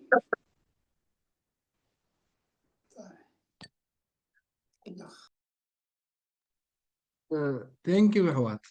حجي تاي قدمي نبزينا يزيهم حواتنا مباها هالقدم ممسل انا ما نزال برضه سوري انا تشاو عبيت يوضع على مثلا ويا بصراحة الله خوه بالسلازل اللي يتشاو بلنا له منيو ناي نالو إرمياس. قلت لك مسارح تشاو كلهم ثاني سوري اوكي رايت ايشي كذب اوكي نايزم حواتنا عن طريق هاي حجي حدا نغري اب هيوت كل غزي تمكر انتي كم تقبر يزي نغريكا رسه تمامنتك انتي كتقبر كم تخيلك يخلك مالتي حجي تتمكرو انتي كم تقبر نغريكا رسه تمامنتك نتخدقبرو تدلي كتقبرو كم تخيل يخلك حجي ازم حواتنا ذهبوا ريتو اتا انا زحتتكو حتى ناي سلسيات ناس تفلي زني محار حونا بزعبات زحتتكو نيشن بيلد ناو حدا انفت كيبنا ارمياس حونا بزعباتي ناي نقحت زبل امر نعو ما اكل زقبره يبنا ግን ድማ ኣብ ክልቲኦም ተዛረብዎ ዞም ኣሕዋት ወላ ሓንቲ ዝድርበ ነገር ከዓ ይብሉ ኩሉ ፅቡቅ ነገር ሕጂ እቲ መሰረት ዝኸውን ዘሎ ኤርምያስ እንተደኣ ንነብሱ ትክክል ገይሩ ንመሓሪ ገገኛ ገይሩ እቲ ኣብ ኤርምያስ ዘሎ መሓሪ ከስርፆን ተፈቲኑ መሓሪ ድማ ንነብሱ ከም ቁኑዕ ገይሩ እንተደኣ ንኤርምያስ ወንጂሉ ወይ ንኤርምያስ ጌጋ ከም ዘሎ ከርድእ ፈቲኑ እሞ ናይ መሓሪ ሓሳብ ንኤርምያስ ክስርፅ ተፈቲኑ እዚ እቲ መሰረቱ ኣብ ሕብረተሰብ ኤርትራ ተፈጢሩ ዘሎ ነገር እዩ እንተራሪእና መብዛሕትኡ ግዜ ብፍላይ በዚ ፖለቲካዊ ምብሃሃል ዝመፅእ መኮነን ንነብሱ ትክክል ገይሩ እዩ ንመሓሪ ዝውንጅል መሓሪ ድማ ንነብሱ ትክክል ገይሩ እዩ ንመኮነን ዝውንጅል ግን ድማ ኣብ መወዳእታ ሓደ እውን ትኽክል የለን ኩላትና ንናትና ሓሳብ ሒዝና ኢና ንኸይድ ብመሰረቱ ትንቕሓት ምህላው ማለት መሓሪ ዘለዎ ርእይቶ ጥራሕ ተዛሪቡ ናይ ኤርምያስ ርእይቶ ከም ዘለዎ ክኽበር ምኽኣል ማለት እዩ ኤርምያስ ድማ ከምኡ ናቱ ርእይቶ ተዛሪቡ ብዕኡ እሱ ዝመስሎ ኣንግል ርእዩ ናይ መሓረ ሓሳብ ኣኽቢሩ ናቱ ሓሳብ ሂቡ ምኻድ ማለት እዩ ሕጂ ከምዚ እንተደኣ ኮይኖም መሓረ ካብ ኤርምያስ ክወስድ እዩ ኤርምያስ ድማ ካብ መሓረ ክወስድ እዩ እቶም ንዕዘቦም ዘለና ሰባት ድማ ካብ ክልቲኦም ብሉፅ ነገር ሒዝና ክንከይድ ኢና ክልቲኦም እንድሕር ንሓደ ሓሳብ ሓደ ኸልዕመ እንድሕር ፈቲኑ ግን ኣይክሰማምዑን እዮም እቲ ምብሃሃል ኣይክፍጠርን እዮም ረብሓታቶም ኣይክርእዩን እዮም ኣብ መንጎ ሰዓርን ተሰዓረን የለን ክልተ ተፃባእቲ ክልተ ተፃራረፍቲ ክልተ ድማ ኣብ ፀቢብ ነገር ኢጎን ሓደሮም ዝኸዱ ሰባት ኮይኖም እዮም ዝኸዱ እጅቲ ሕብረተሰብና ዝኸዶ ዘሎ ንሱ እዩ መኮነን ንመሓሪ ክሕርኽ ምስ ሓራርየ ኮይነ ይስዕስዕ መሓረ ድማ ንዓይ ክጓይ እምኒ ሒዙ ይድርቢ ሕጂ እቲ መሰረት ዝመፅእ ነገር እንታይ እዩ እዚ እቲ ኣርጊመንትስ እንታይ እዩ ክወልድ ፅባሕ እቲ ኩሉ ግዜ ሽግራት ምሳና እዮም ዝኸዱ ግን ድማ እቲ ናይቲ ፕሮብለምስ ናቱ ሶሉሽን ኣለዉ ኮንፍሊክት ሪዞሉሽን ዝበሃል ኣሎ ኣፈታትሓ ግርጭት ወይ ፈታትሓ ሽግር ንዑ ንድሕር ዘይመሊኽና ከም ሕብረተሰብ እንታይና ክንከውን ዘለና ከመይና ክንከይድ መቸም ፀገም ኣይተሃበኒ ትብል ሕብረተሰብ ኤርትራ እናውረሰና ዝመፀ ነገር ኣሎ ካብ ወለድና ካብ ወለድኹም ከምኡ ወኣምላኽ ኣቦይ ፀገም ኣይተርእየኒ ወኣምላኽ ኣቦይ ሽግር ኣይተምፀለይ ኖ ሽግር ዘይመፀቱ ኮይኑ ሕብረተሰብ ውዱቕ እዩ መሓሪ ከም መሓሪ ንድሕር ፀገም ዘይሓልፍ ኮይኑ ሽግር እንድሕር ዘይመፁ ኮይኑ ሽግር ዘይብድህቲ ኮይኑ መሓሪ ድኑስ ጥራይ ዝኾነ ኣብ መወዳእታ ካብ ፀገም እናሃደመ ትሕቲ ዓራት ጥራይ ዝሕባእ ኣብ ዓለም ነብር ተሎ ቻለንጅስ ሓልፍ ተሎ መሓሪ ክዓቢ መሓሪ ክስውድ ክስጉም ይፅዕር ተሎ ፀገም ክረክብ እዩ ፀገም ክረክብ ከሎ መሓሪ ዕድለኛ እዩ ምስቲ ፀገም ተፃጊሙ ንዕኡ ስዒሩ እንተደኣ ወፂኡ ዕዉት እዩ ዕዉታት ዝኾኑ ሰባት ንፀገም ስዒሮም እዩ ዕዉታት ሰባት ፀገም ከይመፆም ፈሪሖም ፀልዮም ኣይኮኑን ዝሓልፉ ንፀገም ብቐሺ ወይ ብመስቀል ወይ ብመስማእም ህዲሞም ኣይኮኑን ዝሓልፉ ንፀገም ስዒሮም እዮም ዝሓልፉ ስለዚ በዚ መሰረት ሕብረተሰብ ኤርትራ ፀገም ከይመፆ እናፀለየ እዩ ዝኸይድ ግን ድማ ምስ ፀገም እዩ ዝነብር ሕጂ ኣብዚ ብደገ ብፍላይ ፖለቲካ ልዒልካ እንድሕር ትዛረብ ኣለካ ኮንካ ማእለያ ዘይብሉ ፀገማት እዩ ዝመፅእ እስኻ ትፈጥሮም እቲ ሕብረተሰብ ዝፈጥሮም ቅድሚኻ ተፈጢሮም ዝፀንሑ ከመይ ትርእዮም ዝብል ነገር እቲ ኮንፍሊክት ሪዞሉሽን ኣገዳሲ ነገር እዩ ናይ ፖለቲካ መስርሕ ድማ ንሱ እዩ መሓሪ ሓውና ጥቕስ ኣቢልዋ ዝሓለፈ ነይሩ ምናልባት ሓደ ኔሽን ቢልድ ክንብል ከለና ምናልባት እናብርሃናዮ ክንከይድ ናቱ ኣርእስቶ ክህልዎ እዩ እቲ ሳልሳይ እማመ ግን ዛንታ እዩ ኔሽን ቢልድ ማለት ዛንታ እዩ ፅዋ እዩ ናሬሽን እዩ ኣብነት ብስድራ ቤት እውን ክንምስሎ ንኽእል ኢና እንዳ መሓሪ ገዛ ውሉድ ምስ ኣቦለካ ኣቦኻ ሰሎሙን እንታይ እዩ ዝብሎ ንመሓሪ ክዓቢ ከሎ ንሕና እንዳክስቶ ንበሃል ከምዚ ኢልና ንዝምር ብሓጎታትካ ከምዚ ነይሮም ንሕና ከምዚ ነይርና ሰብ ከምዚ ኢና ሕጂ ዛንታ እዩ ዘስርፀሉ ዘሎ እቲ ስድራ ቤታዊ ኣንነት ክሕዞ ንመሓሪ ወይ እቲ ናተይነት ናይቲ ናይ እንዳ ሰሎሙን እንዳ ገሊኦም ዛውል ኢሎም ዝምሕሉ ኣለዉ ገሊኦም ገለ ኢሎም ዘዝምሩ ኣለዉ እቲ ኣቦኻ ንዕኡ ከውርሰካ ከሎ እቲ ምዝማር ንባዕሉ በቃ እንታይነት ናይቲ ስድራ ቤት እዩ ዝበካ ሃገር ማለት ድማ ንሱ እዩ ሓደ ህንፀት ሃገር ማለት ወይ ኔሽን ቢልድ ዛንታ ምፍጣር ማለት እዩ ስለቲ ዛንታ ህዝቢ ናይ ሓድነት ናይ ምርግጋእ ንመንነቱ ንስምዒቱ ኣብቲ ፖለቲካዊ ባህሉ ንዕኡ ንምፍጣር እቲ ፖለቲካዊ ማሕበራዊ ቁጠባዊ ብዓብዪ ድማ እቲ ባህላዊ እቲ መሓውራት ናይቲ ኣፓራቱስ ወይ ናይቲ መሳለል ናይቲ ትካላት ናይቲ ህዝቢ ንዕኡ ዘማዕብልን ዝሓይልን እቲ መስርሕ ህንፀት ዝበሃል ሕጂ እቲ ፖለቲካዊ ምዕባለ ምስ ኣስረፅካ እቲ ዱልዱል ትካላት ወይ ስርዓተ ምሕደራ ትሃንፅ እሞ ልዕሊ ዕድመ ሕጊ ይሰርፅ ርጉእ ኣመራርሓ ከዓ ይፍጠር ብኡ ገይሩ ከዓ እቲ ቁጠባዊ መርሓ ጎደና ወይ ቁጠባዊ ምዕባለ ይመፅእ ደረጃ መነባብሮ ዝሓይሽ ድኽነት ዝቕንስ ትሕተ ቅርፂ ወይ ኢንዳስትሪ ወይ ከዓ እቲ ፖሊሲታት ከዓ ንዑ ይሃንፅ ማለት እዩ ግን እቶም ኩሎም ነዚ ዝገብሩ እቲ ማሕበራዊ ውህደት እዩ ማሕበራዊ ውህደት ኣብ መንጎ እቲ ዝተፈላለየ ብሄራዊ ወይ ከዓ ቀቢላዊ እንዳ ዝውንን ሕብረተሰብ ናይቲ ሃገር ብዛዕባ ሃይማኖቱ ባህላዊ ሃገራዊ መንነቱ ብውዕል ናይቲ ዝነብሮ ሕጊ ወይ ቅዋም ንዑ ማእከል ብምግባር በቲ ዝፈጠሮ ዛንታ ወይ ናሬሽን ኣብ ትሕቲኡ እዩ ሓድነት ፈጢሩ ንቐፃሊ ንምዕባይ ዝገብሮ ቃልሲ ድሕሪሩ እቲ ናሬሽን ዝፈጠሮ ናይ ምሕደራ ናይ ቁጠባ ናይ ፖሊሲ ናይ ኩሉ ነገራት ዝፈጠሮ እንታይ ይፈጥር እቲ ካሪክለም ኣብ ካሪክለም ደረጃ ከዓ ናብቲ ህዝቢ ከም ዝወርድ ይግበር እቲ ሕብረተሰብ ብከምኡ ከም ዝህነፅ ብትምህርትን ባህልን እናዕበኸያ ትኸይድ ናይ ሓባር ክብርታት ትፈጥር ሲቪካዊ ትምህርቲ ወይ ሃገራዊ ምልክታት ከም ባንዴራ መዝሙር ዝኣመሰለ ከዓ ምስቲ ናይቲ ሃገር ናሬሽን ምስኡ እዩ ዝውቀር ወይ ምስቲ ኔሽን ቢልድ ናይቲ ህዝቢ ምክንያቱ እቲ መንእሰይ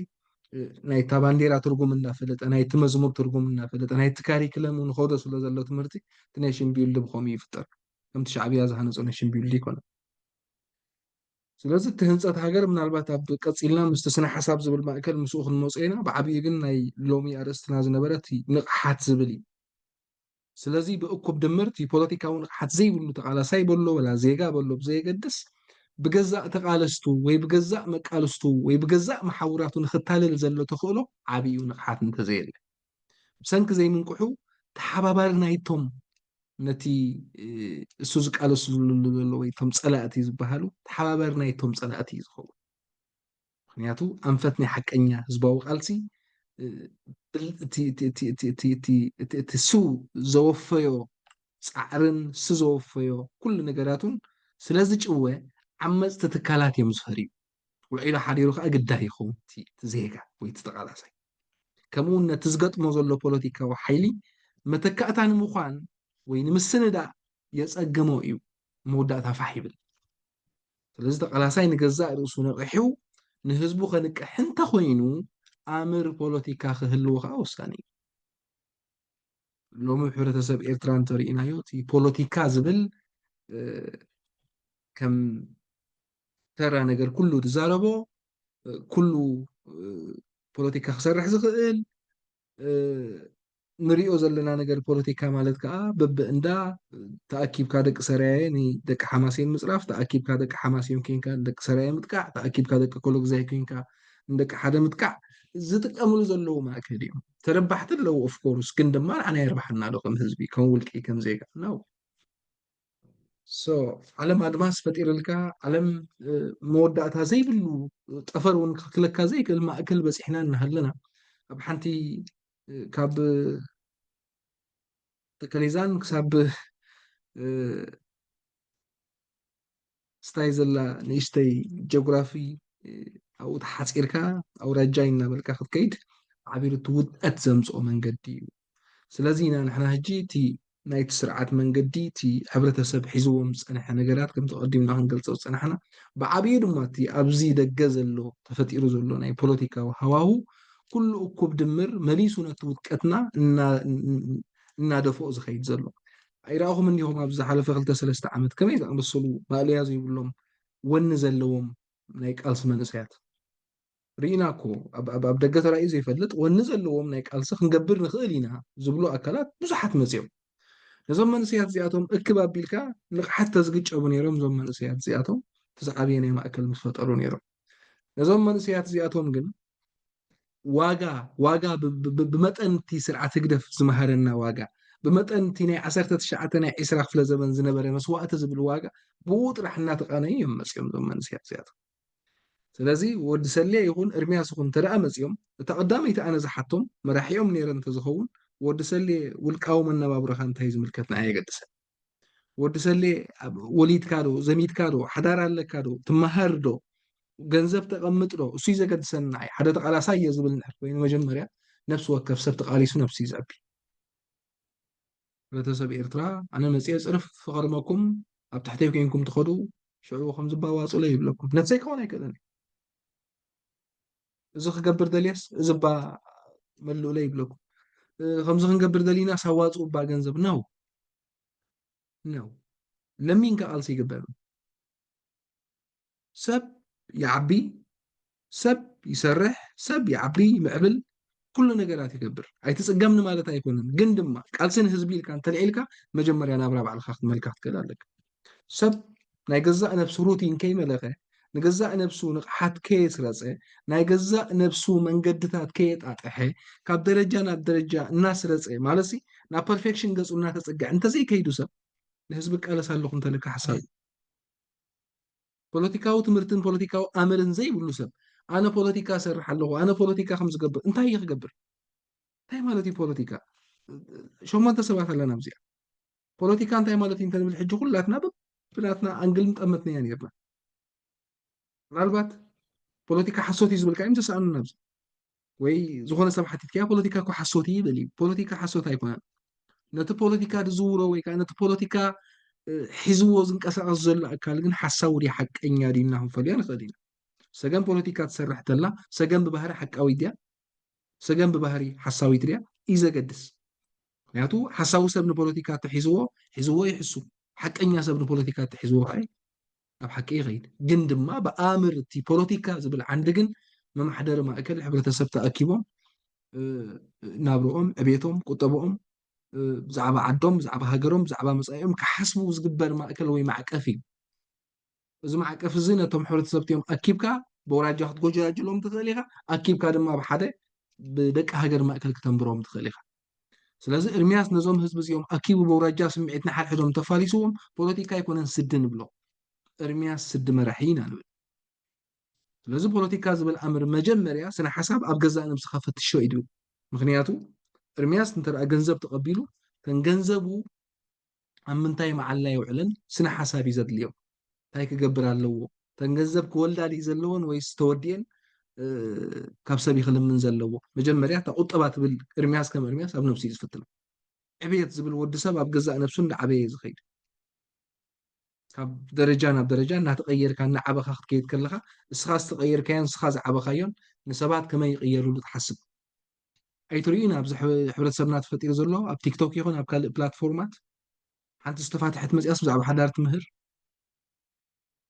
ሓደ ምንባር ዝፀገሞ ዝሸገሮ ኣብ ምሉእ መዓልቲ ሚድያ ዝውዕል ሲ ክምዕድ ይውዕል እሞ ከዓ ኣብ ትሕቲኡ ከዓ 3000 4000 ሰባት ከዓ ይመዓዱ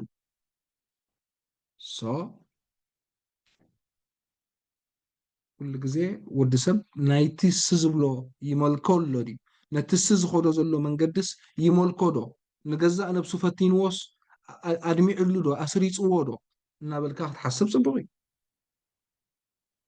ስለዚ መጀመርያ ወዲ ሰብ ብዛዕባ ነብሱ እዩ ዝሓስብ መጀመርያ ወዲ ሰብ ንድሕር ፖለቲካ ክርዳእ ይኽእል እየ ዝብል ንድሕር ኮይኑ መጀመርያ ናብራ ይመልኽ ፕሮግራም ይውፅእ ሓዳር ምህላው ማለት መዐቀኒ ይኮነን ምናልባት እውን ኣይትደልን ትኸውን ፀገም የብሉን ግን ድማ ነታ ነብስኻ ሕጉስቲ ጌርካ ተንብራ ዶ ወዲ ሰብ ሕጉስ ኮይኑ እዩ ክቃለስ ዘለዎ መንእሰያት ኣብ ኢሮጳ ዘለዉ ብፍላይ ንምንባር መሊኾም ንስደት ስዒሮም ብሞያ ብትምህርቲ ብኩሉ መንገዲ ማሚቖም መጻኢኦም ኣጣጢሖም እዮም ክቃለሱ ዘለዎ ሂወቶም እናዓቀቡ ግዜኦም ጥራሕ እናጥፉ እዮም ክቃለሱ ዘለዎ መስዋዕት እናኸፈልካ ግንባር ህዝባዊ ግንባር ዝብል ማእከል ናመና ነው እዚ 19 ክፍለ ዘመን ሓሊፉ እዩ ተወዲ ኣብ ሱዳን ዝበሃል ዝደንቆሩ ሕብረተሰብ ከዓ ተጠቂሞም ዓዶም ከኣፍሪሶም ኣብ ዘለናይ ዓዲ ሓደ ፖለቲካ ናይ ፀጋም ፖለቲካ እንተተላዒሉ ናይ የማን ፖለቲካ እንተተላዒሉ ፀገም የብሉን ፖለቲከኛታት ክልቲኦም ድፋዕ ኣቢሎም ኣይቃለሱን እዮም ሕጊ ኣለዎም ስልጡናት እዮም ኮፍ ኢሎም ንነገራት ይፈትሑ እዮም እናኸሰብ እዮም ዘኽስቦም እንተኮይኖም እዮም ዝኸዱ ዝዓቢሉ እንተኮይኖም እዮም ዝኸድዎ ኣይኮነን ኩሉ ነገራትካ ኣቢልካ ናይ ምንባር ናትካ ዋጋ ኮሊፍካ ትኸዶ መንገዲ ርኢና እዮም እኮ ኣብ ዝሓለፈ መንእሰያት ምሳኹም ዝነበሩ ማእለያ ዘይብሎም መንእሰያት ዋጋ ከፊሎም ግን ድማ ዋጋ ተሰኣኑ ሶ ሕጂ ነቲ ፖለቲካ ዲና ስዲ ክንብሎ ወይስ ነቶም ናይ ምንባር መንገዶም ወይ ናይ መጻኢኦም ነገር ከየጣጥሑ ኣብ ፀገም ዝኣተዉ ዲና ንዖም ዓያሽ ክንብሎ ወይስ ነቶም ንዕኦም ናብ ጌጋ መንገዲ ዝወሰድዎም ኣካላት እሞ ነቲ ናቶም ዋጋ ዝተበለፅሉ ኢና ንሕና ዓያሹ ክንብል ሶ ንመን ቀርበና ነው ነብስና ቀርበና ኣነ ኣካል ተነይረ ኣነ ዓሻየ ምክንያቱ መሓሪ ዘርብሖ እዩ ዝገብር ንዓይ ተጠቂሙ መሓሪ ክረብሕ እንተደልዩ መሓሪ ንፋይ ኣነ ግን ኣብቲ መሓሪ ልዒልዎ ዘሎ ዛንታ ወይ ፅዋዕ ይረብሕ ድያ ረብሓ ኣለኒ ዶ ረብሓ እንተዘይብለ የለ ምክንያቱ ኣነ ምስ መሓሪ ሓቢረ ዝኸደሉ መንገዲ መጀመርያ ህዝቢ ኤርትራ ይረብሕ ዶ ዝብል ኖ ኣነ ይረብሕ ዶ መጀመርያ ሶ ፖለቲካ ካብ ገዛእ ነብስኻ ክትብገስ እቲ ኢንዲቪጁዋል ራይት ኢንዲቪጁዋል ኢንተረስትስ ዝብል ውልቃዊ ዕብየትን ውልቃዊ ረብሓ ውልቃዊ መሰል ንምሓር እናፀፋዕካዮ ንእርምያስ እናሳደድካዮ ንህዝቢ ንቃለስ ኣለና እንተልካ ኖ ንእርምያስ ባሕቆፍ ቅድማ ርአየና ንዓይ ንምሓር ባ ንዓበሎ ርድኣዮ ንምሓረ ቅድም ምሓሪ ማእለያ ዘይብሉ ፀገማት ተፈጢርዎ ኣብ ዝሓለፈ እዋን ንማሓሪ ናይቲ ዝተፈጥሮ ናይ ቃልሲ ማእከል ዝኸፈትካሉ እሞ ኣብኡ ዝወረዶ ሽግራት ዘይፈወስካሉ ህዝቢ ኤርትራ ንፈውሰካ ንቃለስ ኣለና ክትብል ነው ሓሶት ስለዚ ከምቲ ኣቦታትና ዝብልዎ እዩ ቅጫሳ ምቁላእ ከላ ፈልጣ እዩ ነፍሲ ወከፍ ትብገስ ነገር ብባህሪ እዩ ፖለቲከኛ ባህሪ እዩ ዝልለ ካበይ ዝብገስ እዩ ሎማ ኣንተ ኣገልግለኒ እሞ ፅባሕ ንጉሆ ሓቢርና ንሪኦ ዝብል ነገር ኢሳያስ ተጠቂሙሉ እዩ እዚ ንሕና ንዕላማና ዝብል ሰሪሑ ኩሉ ቃልስና መደያዊ ጉዕዞና ኣብ ቅድሜና ዘሎ ስርዓት ደርጊ ንምስዓር እናበለ ህዝቢ ኤርትራ ኣብ ትሕቲኡ ዘሎ እከይ ናይ ኢሳያስ ከየልዕል ወይ ከየርኢ ኣንቂፍዎ እዩ መወዳእታ ኩሉ ንቃለስ ፅባሕ ንጉሆ ድማ ዓስብኹም ክህልወኩም እዮም ተባሂሉ ተጋዳላይ እዚ እንታይ ካ ትብሉ እዚ ኣስመራ ምስ ኣተወ መሰልና ዳ ኣብየለ ኢሉ ይሓተተኒ ንኢሳያስ ብኸለይቱ ሓኒቆም ቲቸሮ ወሲዶም ደሞዝ ዝባወስኸና ኢሎም ሕጂ ረብሑ ዘይፈልጥ ህዝቢ ወይ ረብሑ ዘይፈልጥ ተቓላሳይ ተጋዳላይ ተኣኪቡ ቲቸሮ ዝሓተተ ስታይ ዝሓትት በመጀመርያ ግን ደሞዝ ክትሓትት ከለካ እትዕቁበልካ ሕጊ ንዓይካ ትሓታ ምክንያቱ ደሞዝ ጥራሕ ይኮንካ ክትሓትት ፅባሕ ናይ ምንባርካ ዋጋ ክትሓትት ኢኻ ናይ ፃማኻ ዋጋ ክትሓትት ኢኻ ናይ ዕቤትካ መሰል ክትሓትት ኢኻ ናይ ሃገርካ ፀጋ ተኻፋሊ ክትከውን ምቕርሐ ፀጋታትካ ክትሓትት ኢኻ ነዞም ኩሎም ሕቶታት ግን ማእከል ኮይኑ ዘውሕሰልካ ሕጊ ንዑ ክትሓትት እዩ ዝግበአካ ነይሩ እሱ ከዓ እቲ ተጋዳላይ ዝበሃል ተኣኪቡ ዝቃለስ ዝነበረ ሓንተ ወይ እቲ ማሕበራዊ ክብርታቱ ስለዘይንሻተተ ተኣከበ ብዘይ ንቕሓት ግን ተቃሊሱ ኣብ መወዳእታ ፀረ ነብሱ ዝኾነ ስርዓት ተኺሉ ሕጂ ተማና ከም ህዝቢ ኤርትራ ገይሩ ከምዚ ዓይነት መንገዲ ወይ ድማ ከምዚ ዓይነት ብዘይ ንቕሓት ትቃለሶሞ ፅባሕ ንጎ ንዓኻ ተመሊሱ ዝሃስየካ ኣብነት ኣለና ድዩ የብልና እንታይ ክንደግም ኢና ሕጂ ኸ ንሕና ብዘይ ንቕሓት ብዘይ ዝኾነ ፖለቲካዊ ኣምር ብዘይ ዝኾነ ናትና ዘይርባሕ ኢንተረስትስ ሓቢርና ምስ ሓደ ኦርጋናይዜሽን ንኸይድ ነው ቀዳመይቲ ኣነ ክውደብ እንተደኣ ኮይነ ምሳኻ ምስ ኤርምያስ ወይ ምስ ሰገን ቀዳመይቲ ዝሓታ ሕቶ ናተይ ረብሓን ናተይ መሰልን ናተይ መፃእን ናተይ ህላውነትን ናተይ ኩሉ ናይ መዳያዊ ዕቤተይ ከረጋገፀሉ ዝኽእል ማእከል ድየ ዝሓት እሶም ብኸመይ ይፈልጦም እንተኮይኑ ከዓ ንዖም ትፈልጥ ክትነቅሕ ኣለካ እዩ ናትካ ኢንተረስትስ እንታይ እዮም ሰብ ናቱ ኢንተረስት ዘይፈልጥ ኮይኑ ህዝባዊ ኢንተረስት ክሰርፅ ኣይክእልን እናቱ መሰል ዘይሕሎ እንተደኣ ኮይኑ ናይ ህዝቢ መሰል ክሕሉ ይክእልን ኣይከኣልን ስለዚ ንሕና ውፅኢት ናይ ህግደፍ ኢና ውፅኢት ናይቲ ስርዓት ኢና ስለምንታይ ኢና ውፅኢት ናይቲ ስርዓት ኮይና ተዓንተ ወይ ኤርምያስ ዝባ መሓር ጠቂስዋ ዝሓለፈ ቢልዲ ኔሽን ዝበላ ኔሽን ቢልዲንግ ዝበላ እቲ ስርዓት ዘስረፆ ኣብ ሓንቲ ቁራዕ ማእከል ገይረት ኔሽን ቢልዲ ክሰርሐ ብምባል ሳዋን ናቱ ካሪክለምን ብምህናፅ ንዓና ርእስና ፍሪስዎ ዝመፀ ፍሩሳት ናይ ርእሲ ናይ ህግደፍ ኮይና ኢና መፂና ካብ መሰረት ነገር ግን ካብኡ ተበጊስና ናበይ ክንከይድ ኣለና ዝብል ማእከል ግን ውሕዳት ከይዶም ማኾኑ ብዙሓት ድማ ይከድና እያ ስለዚ ኢና ድማ ኣብቲ ቀዳማይ ዓለም ኣብኡ እናነበርና ሓድሕድና ኣብ ከም ደረጃ ዝወሪድና ዘለና ከም ሕብረተሰብ መፃኢና እንታይ ይመስል እዩ ኤርምያስ መፃኢ ህዝቢ ኤርትራ ቅድሚ ምሳኣልካ መፃኢኻ ምሳሊ ነብሲ ወከፍ ሰብ ማእስዩ ሓደ ግዜ ከምኡ ብል ነይረ ነብሲ ወከፍ ሰብ ብዛዕባ ውልቃዊ ናቱ ኢንተረስትስ ክሓስብ ኣለዎ ብፍላይ ፖለቲካ ንሱ ይሰርሕ ምክንያቱ ሰገን እንተ ኣብ ገዛ ነብሳ ወፍሪ ገይራ መኮነን ወፍሪ ተገይሩ ኤርምያስ ወፍሪ ተገይሮም ኩላትና ኣብዚኣ ዘለና ሰባት ትሽዓተ እንተለና ትሽዓተና ኣብ ገዛእ ነብስና ወፍሪ እንተ ጌርና ድሕሪ 9 ዓመት እንታይ ኢና ንኸውን ንሕና ዶክተር ኤርምያስ ኢለ ክፅውዐ ኢንጂነር ሰገን ክብላ ፕሮፌሰር መሓሪ ከዓ ንብሎ ንሓደ ስለዚ እዞም ሰባት እዚኣቶም በቲ ዝገበሩ ወፍሪ ይትረፍ ንሓንቲ 4 ሚልዮን ዘለዎ ህዝቢ ሓደ ኢሎም ማስክ ይኩን ዓለም ማዓት ኢንተረስትስ ቀሪብልና ሓደ ኢሎም ሕጂ ሰብ ውልቃዊ ዕቤት እዩ ዘረጋግፅ ውልቃዊ ዕቤት ድማ እቲ ፖለቲካ ዝእዘዘካ ንሱ እዩ ስነ ሓሳብ ዝብል ኣብ ነብስካ እዩ ዝፍትን ኣነ እንድሕር ቅድሚ 7-8 ዓመት زي معري سب انت دعني ري عبد شمون عمت 9 عمت معرينا تفطيره دوي معرينا تفطيره تعويت الله لا تستعوض كلهم مسخهم كاين بزخ على صقم يبلي كما ابنت يزمسلو ኣይኮነን ግን ኣብዚ 9 ዓመት ናይ ኣዘራርባ ክእለት ጥራይ ሒዘ ግን ድማ ኣይ ስራሕ ኣይበዓል ትርጉም ዘይብለይ ሰብ እናኾንኩ ግን ኣብዚ መፂና ኣኹም ወርፀት ዝብለልኩም መንገዲ እየ ተፈጢሩ ሰብ ካን ኣይትሰምዕ ምክንያቱ እቲ ሙስሊምነት ዝብል ማእከል ምስቲ ዘይምንቃሕ ምስኦም ተኣሳሲሮም ዝኸዱ እዮም ኢዱም ጓንትን እዮም ዘይነቕሐ ሰብ ምስ ሙስሊምነት ተመሪዑ እዩ ዝኸይድ ዝነቕሐ ሰብ ምስ ሓቂ እዩ ዝገጥም ሓቂ ብሓቁ መሪር ሓቂ ስለዚ ፖለቲካ ምስ መሪር ሓቂ መጣሚ እዩ ፖለቲካ ርድኢት ምዕባይ እዩ ፖለቲካ ሓቢርካ ንምንባር ዘኽእል ናይ ተፃዋርነት መንፈስ ኣስሪፅካ ምስ ደቂ ሃገርካ ብሓሳብ ወዲንካ ንኽትነብር ንኽትነብር ንኽትነብር ንኽትስዋዕ ኣይኮነን ንኽትነብር ውዕል ምእሳር እዩ ኣነ ኤርምያስ ዝበሃል ሰብ ፅባሕ ንግሆ ኣሻሕ ፈጢሩ ኣብታ ሃገር ፖፑሌሽን ናይታ ሃገር ዕርየ ክደሊ ዝዘሊ ኤርምያስ ዝበሃል ሰብ ናብ ህግደፍ ዝፈጠሮ ዳንኬራ ድዩ ናብ ሓደ ደንቆሮ ዝፈጠሮ ዳንኬራ ከይዱ መስዋዕት ከራግፅ ኣይደልን ህዝቢ ኤርትራ ከም ህዝቢ ኤርትራ ገይሩ መስዋዕቲ ዝኸፈለ የለን ግን ድማ ብመስዋዕቲ ዝመፅእ ዋጋ ኣሎ ድዩ ሰብ ከፊልካ ዝመፅእ ዋጋ የለን ግዜን ገንዘብን ከፊልካ እዩ ዝመፅእ ሎሚ ከምኡ እዩ ዝምህረና እቲ ማእከል እቲ ግዜን ገንዘብን ትኸፍሎ ድማ ንነብስኻ ህዝቢ ዝብል ዘይርአ ሽፉን መንገዲ ኣብኡ ይንዕበር ነፍሲ ወከፍ ሰብ ንገዛእ ነፍሱ ይዕበ መጀመርያ እቲ ናይ ሓባር ሃገር ፅባሕ ንግሆ ሓባር ዝንበር ስለ ዝኾነ ኣነ ከም መኮነን ሃብቲመ ፈሊጠ ዓብየ ወሊደ ዘሚደ ኣሻሕ ኣላፍ ኮይነ እየ ፅባሕ ምስቶም ደቂ ሃገረይ ዝበሃሉ ኮፍ ኢለ ውዕል ክኣስር ዝደሊ በይነይ ኮይነ ብፍላይ ኣብ ዝሓለፈ ዝጠቐስክዎ ነይሩ ትግርኛ ዝበሃል ሕብረተሰብ ኣብ ክንዲ እንዳወለደ እንዳዘመደ እናተፋቐረ እናዓበየ ብክንድና ሃገር ዝፅበ እናዋሓደ እናተፃለአ እናተቐናጠወ ሰበይቱን ደቁን እናሓረደ ሓድሕዱ እናተወዳደአ ኣብ ኮሎ ግዛይ ሰረይ ሓማሴን ኢሉ እናተፀቃቐጠ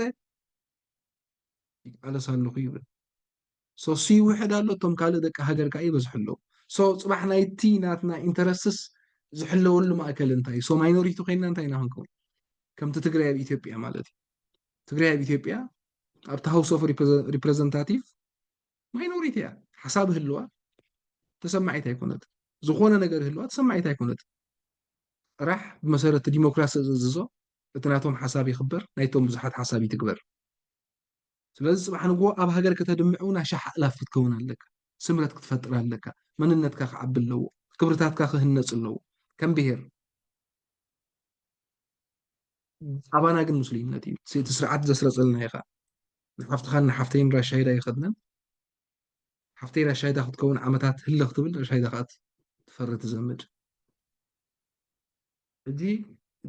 ዝዛረቦ ዘለኹ ነገር ፅላኣት ናይቶም ኣሕዋትና ካልእ ኣይኮነን ወይ ድማ ናቶም ቅነ ኣይኮነን መኮነን ከይኮነ ንካልኦት ክሕግዝ ኣይክእልን ስለዚ ኣነ እንድሕር መኮነን ኮይኑ ስመይ መጀመርያ ሓዳረይ ክመልኽ ኣለኒ ደቀይ ክዕብለኒ ሂወተይ ክመልኽ ኣለኒ ክፈልጥ ክዓብለኒ ፕሮግራም ዘለዎ ሰብ ክኸውን ኣለኒ ሽዑ ምሳኹም ሓቢረ ክኸይድ ብብሄር ተልዒለ ድማ ብሄረይ ቅድም ክዕቅብ ኣለኒ እቲ ብሄር ክዓቢ ኣለዎ እቲ ብሄር ሓድሕዱ ክዋሰብ ክዘምድ ኣለዎ ኣብዚ እንድሕር 9 ኢና ደቂ ሓደ ብሄር ኮይንና ከመይ ጌርና እዚ ብሄር እዚ ክንሕግዞ ዝብል ማእከሉ ምፈጥሪ ግበአና ይንቐፃሊ ፖለቲካ እሱ እዩ ካልእ ወዲ ሃገርና ግን ከዓ ካልእ ብሄር እንተሎ ድማ እሱ ከዓ ከመይ ገይሩ ምስቶም ካልኦት ብሄር ሓቢሩ ክነብረሉ ዝኽእል ቅድሚ ምሕሳቡ ከመይ ገይሩ ምስቶም ደቂ ብሄሩ ህላውነቱ ዝቕፅለሉ ማእከል ወይ ፖለቲካ ዝስርሓሉ ማእከል ክፍጠር ከዓ ፅቡቅ እዩ ብብሄር ንቃለስ ኣይኮነን ግን ድማ ወዲ ሰብ ኮይኑ ብዛዕባ እቲ ፖለቲካ ዝሓስበሉ ዘሎ ማእከል ኣብቲ ሃገር ውዕል ክኣስር እንተኮይኑ እቶም ናተይ ዝብሎም መንገዲ ንሶም ከጣጥሖም ኣለዎም ምክንያቱ እቲ ስሙር ምኳን ናይ ሓደ ብሄር ናይ ኩላትና ረብሓ እዩ ሓደ ፋሕፋሕ ዝበለ ሓድሕዱ ዝዋጋእ ሓድሕዱ ዝቃተል ብሄር እንተሎ ግን ፅባሕ ንግሆ ናይቶም ካልኦት ብሄራት እውን ሓደጋ እዩ ንገዛእ ነብሱ ሓደጋ ኮይኑስ ናይቶም ካልኦት እውን ሓደጋ እዩ ስለዚ ብመሰረቱ ስለምንታይ እዮም ፅየዮ እዚ ናይ መንነት ኢና እናበሉ ግን ድማ መንነቶም ከቃትሉ ዝውዕሉ ኣካላት ተዓዚብኩም ስለ ትኾኑ እየ ፖለቲካ ከምኡ ኢሉ ይሰርሕ ሕብረተሰብ ነዊሕ ከምዚ እናኸደ ኸይዱ ካብ ዓመት ናብ ዓመት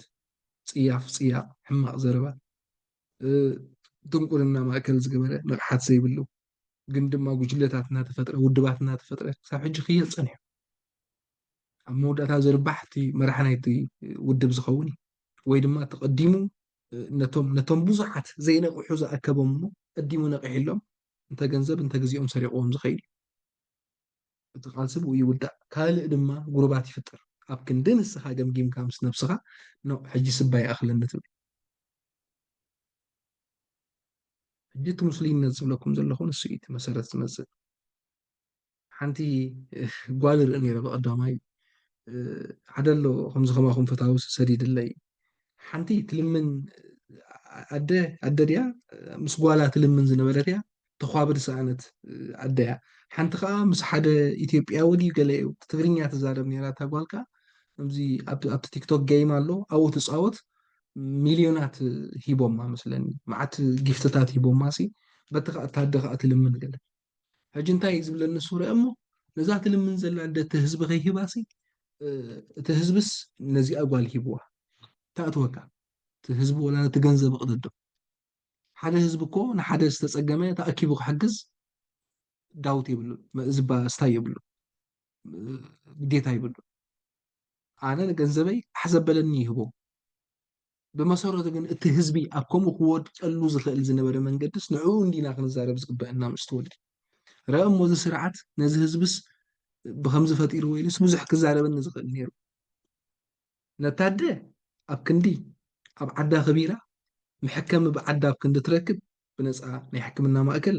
نتسرعت كند زخصص نتوم تأكيبهم نحنت مسحنت هجر تسأوت هلا تبهيلو معت جنزبهم زنو فيها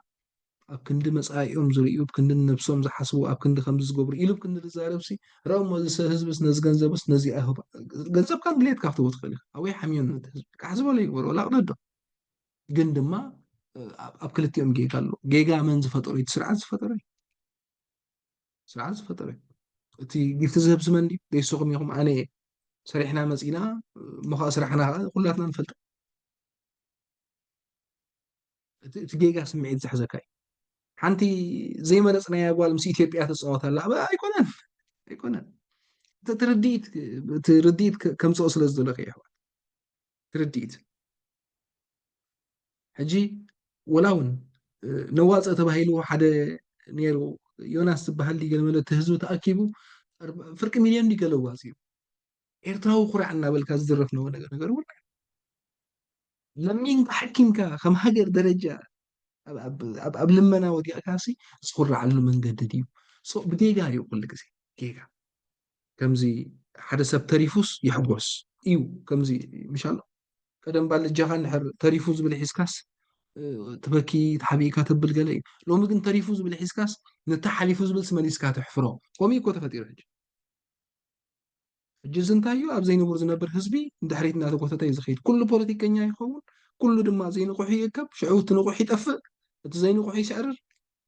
ከምዞም ሰብ ሚድያ ምናልባት ኣብ ዝናይ ትምህርቲ ስለዝኾነ ክፅውዖም ኣይደልን ከምኦም ፍጠር እዞም ሚድያታት ትሪእዎም ዘለኹ መዓልቲ መዓልቲ ዘባልዑና ሶም ገንዘቦም ዝእክቡ ንዓና ድማ መዓት ነገራት ዝፈጥሩና ፍትሒ እናበሉና ግን ድማ ብገዛእ ነብሶም ፍትሒ ዘየላ መዓት ማእለያ ዘይብሎም መጋበርያ ዝኾኑ መንእሰያት ድማ ሓቂፎም ዝኽእሉ ዘዝሰርሕዎ ገንዘብ ዝህብዎም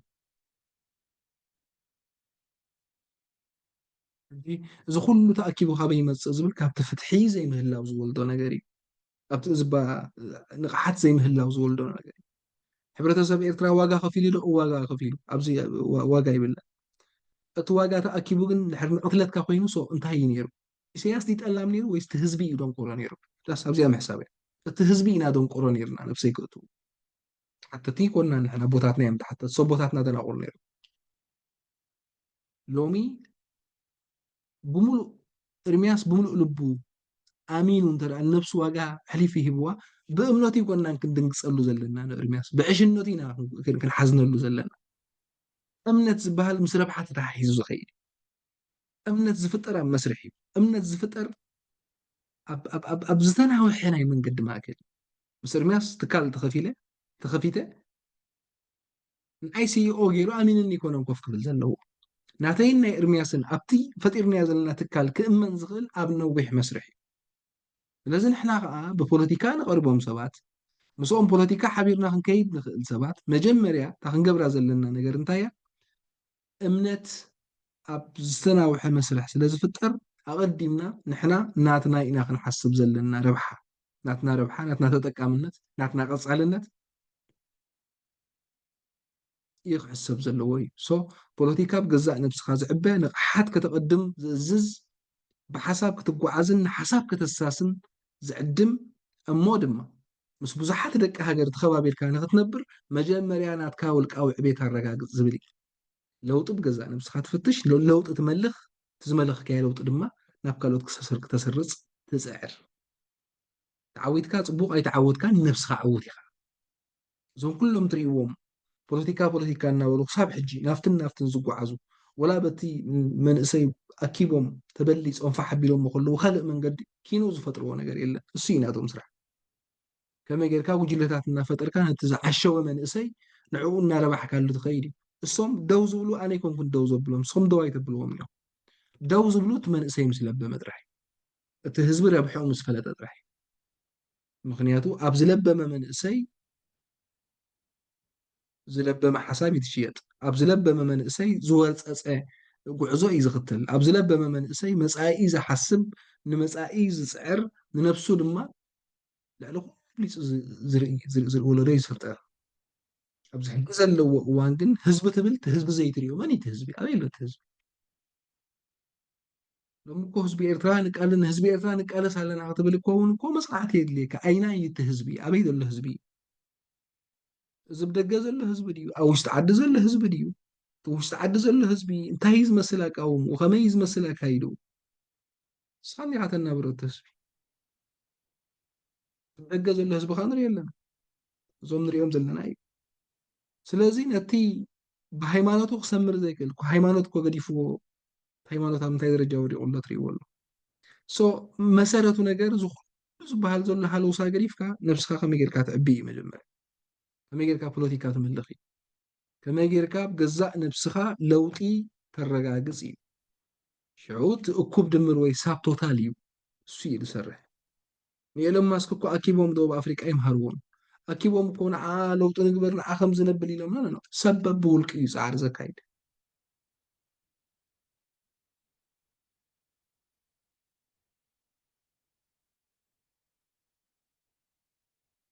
شعو أبزح حجي أوان سقراطوس نا إيرتران تتخون نيركا محاري بس بإيرترا تأكيد يسألك سجن ترى موسيقتكم فتينا بتران نفساني مصبرو حزب تأكيد مغنياتو أين قهنيا أنصار ربحي أنصار ربحي زقعاز حزب بين قابل يحكي وصيحان حزبي الكاتب مسيحا خردكاي أمونغو نسخة زي حسكايو ماشين أمونغو أتيخا كتعرم فتان مالت طبقاتي سويتش أطفيقا معلقات القوطاس أورو كنترولر حليكا إخا مونغو بالحزة اللي سيف أتيخا تعرض غير هيكون أنك أردكاي سلازي هزب زي كابانا وزا أخساب زهالوي تأكيبو بزعبا مسعاي وحسب كساب زي كالي نفس وكف سب زعبا ولكي حسب زالوهج ولكو قبل كاللخو زعبيلو نقص علي زنبرلو منبار زترقملو ماكلي في اللايب بدقو خين حبرة سب إيرترا منبار كمال دخل سدت كحمغالو بتمرت عبلو نقص على حسب علو ምክንያቱ ተዘገድሰና ዘሎ ሓደ ፖለቲካዊ መንነት ወይ ባህላዊ ፖለቲካዊ መንነት ምፍጣር እዩ እዚ ፖለቲካዊ መንነት ድማ ኣብ ተፀዋርነትና ኣብ ዕብየትና ኣብ ምዕባለና ዝፍጠር ነገር ይኸውን ዘሎ ሶማላውያን ከምናትና ኮይኖም ፋሒሎም ሶማላውያን ተኣኪቦም ኣይኮኑን ጉጅለታት ፈጢሮም ፖለቲካ ፈጥሩ ነይሮም ኣብ ደገና ትካላት እዮም ፈጥሩ ነይሮም ትምህርቲ እዮም ከዙ ነይሮም መወዳእታ ትካላት ምስ ፈጠሩ በዓል ኣሜሪካ ኣብዚ ኩሉ ረይዎም ሶማል ትካል ዘይብሉ የለን መብዛሕትኡ ሽዑብ ገዛእ ነብሶም ዕብየት ምስ ኣረጋገፁ ክዛረቡ ጀሚሮም ምስ ኣሜሪካ እውን ተረኺቦም እሞ መራሒ ምረፁ ተባሂሎም መራሒ መሪፆም ከዓ ኣዳት እዮም ርኢኹሞም ከዓ እቲ ዝተመርፀ መራሒ ስልጡን ስለዝነበረ ብዲሞክራሲያዊ መንገዲ ኣረኪቡ እዚ እውን ሃለቕ ዝፅረ እዩ ሕጂ ሓደ ዝተበተነ ህዝቢ መጀመርያ ከመይ ንእከብ ኢሉ ቅድሚ ምሕሳቡ ከመይ ኣነ ፍልጠት ይህልወኒ ንቕሓት ሕድር እዩ ኪኖ ዝኻልእ ኩሉ ሓሶት ካብ ኮይኖም ጀብሃ ዘይዕወቱ ኢሳያስ ሓይሉ መስለኩም ኢሳያስ ሓያል ኣይኮነን ብቐደሙ ኢሳያስ ንፉዕ ናይ ዕሽነት ኣመሓዳሪ እዩ ኢሳያስ በሊሕ ንድንቁርና ዘመሓድር ኣካል እዩ ንድንቁርና እየ ዝብለኩም ዘሎ ድንቁርና ናይ ህዝቢ ኤርትራ ኣኪቡ ብዝግባእ ኣመሓዲርዎ ዕሽነት ናይ ህዝቢ ኤርትራ ኣኪቡ ብዝግባእ ኣመቃሪሑ ሳብ ሕጂ ተተይ ከብሎ ፀኒሑ ስንቂ ኮይኑ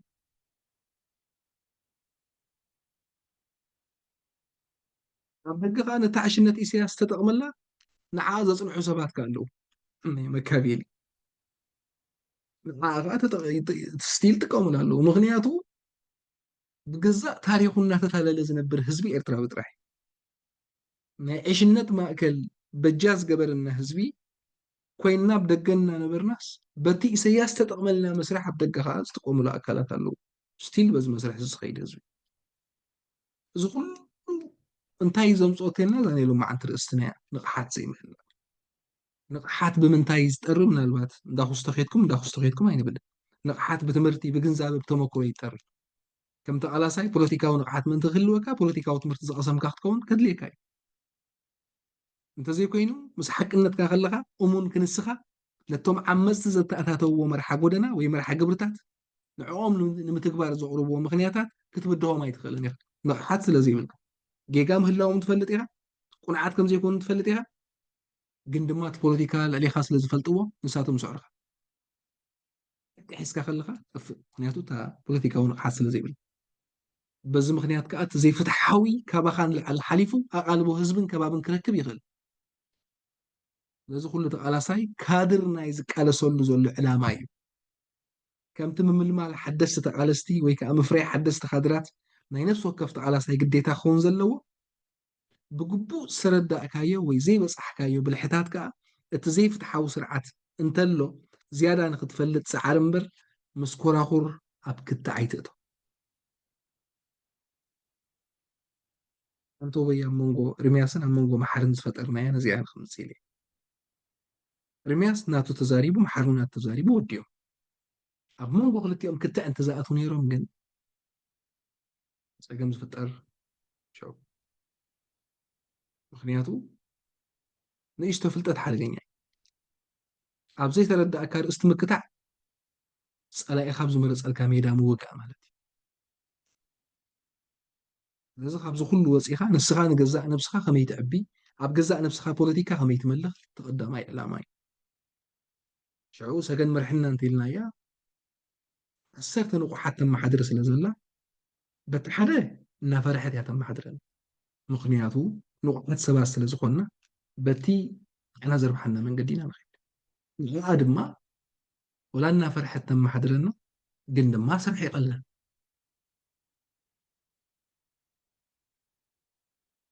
ሰርት ዓያሹ ሒዛ ትኸይድ ተላ ግን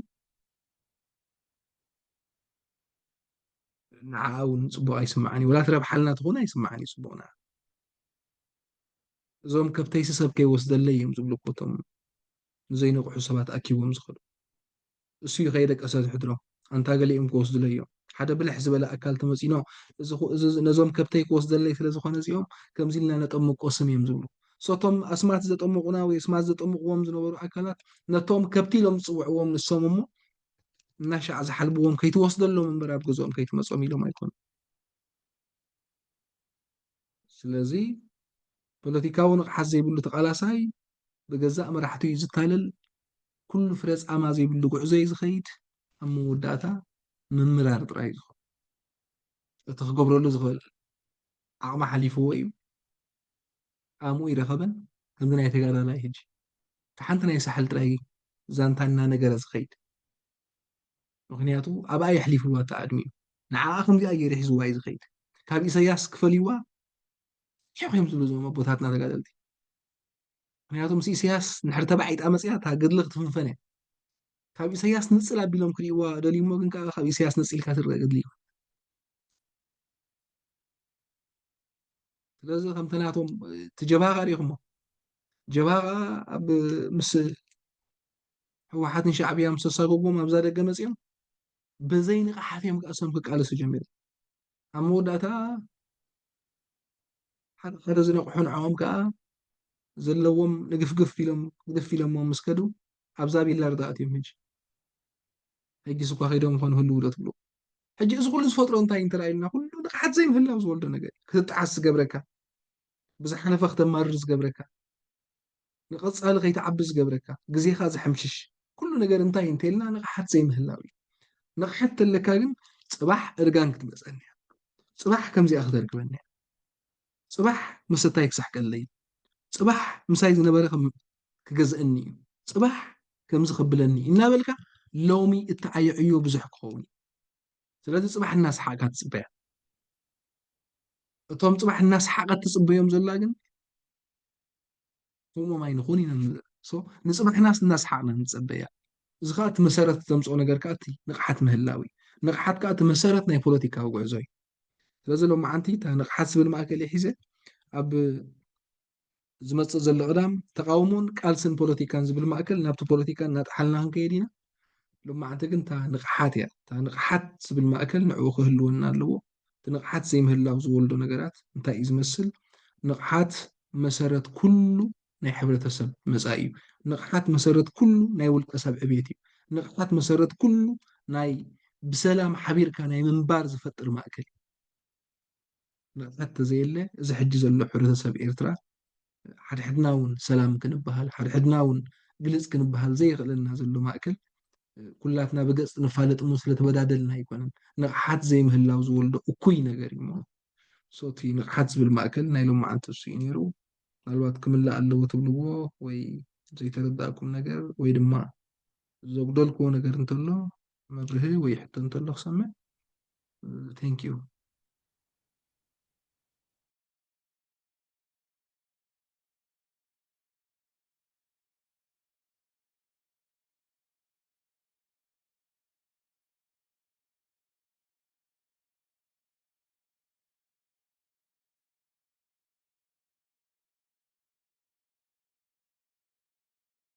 Thank you مكنة ብጣዕሚ ፅቡቅ ትምህርቲ እዩ የሕዋት ሞ እንድሕር ሕቶ ኣለኩም ወይ ዝኾነ ትብሎ ሓሳብ እንድሕር ኣሎ ኮይኑ ንዓኹም ዕድል ክበኩም ኣነ ቁርብቲ ኣብ ጨብጨብ እየ ዘለኹ ክዛረብ ብዙሕ ኣይክእልን እቲ ዘይኮይኑ ሰዓትና እውን ኣኺሉ ስለዝኾነ ናብ ምዕፃው ገፅና ከይድና ኦኬ ባዕላኻ እልያ ተኻኢሉ ቴንክ ዩ ሰቡ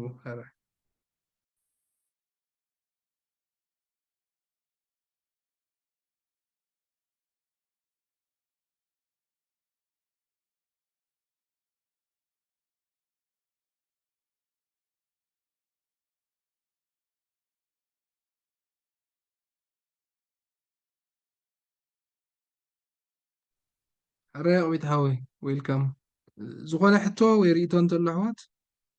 زغونة حتو ويريتون تلو انت زي كوينو أم سجن حفتنا زبالة تخنود and سجونة تناي أكاديمي بوتا ما حنتي كفتلنا مو زوم أو زوم أبزر اللهم سنة يوم موتي كسالي زعباز مس تمرتم زعباز تمهرنا ثم بي دي افات الناس ردكو ستايك خون مالتي أوغا نامبوبون نابلو ناسندو يخلو لو ما أنت زبلنايو بسمع بي دي اف أب سجنت قبره جروب أو خصدي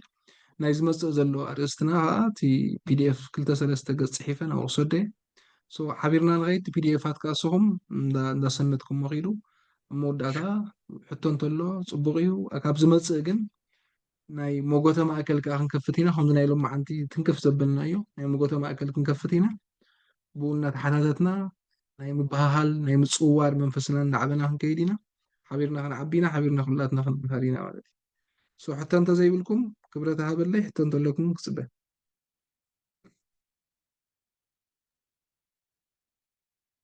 هلو مرحبا هلو حاو مكنن سمعك له أصل حوي هو أنا حالت حتى زلاتني من البات مستناي حترت جزين قال إن كان إنزلنا بملكع ريكر نتز حلفنا بملكع ريكر تزدالو دس مبلن نير حراي ساقو ريكاردو تكبرو سلازلا عب تاقزع تخفتامو أو توردلو تخل من قدهم فتر. اوكي ثانك يو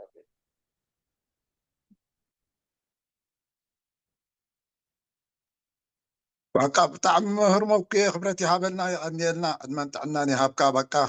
مسغانا تراي زلنا انا بوغني بتاع صبق مشت امسينا ابكا تصالحهم سسنا يحوات كلنا Thank you. كبرتها بالنحوات next قدام ساعة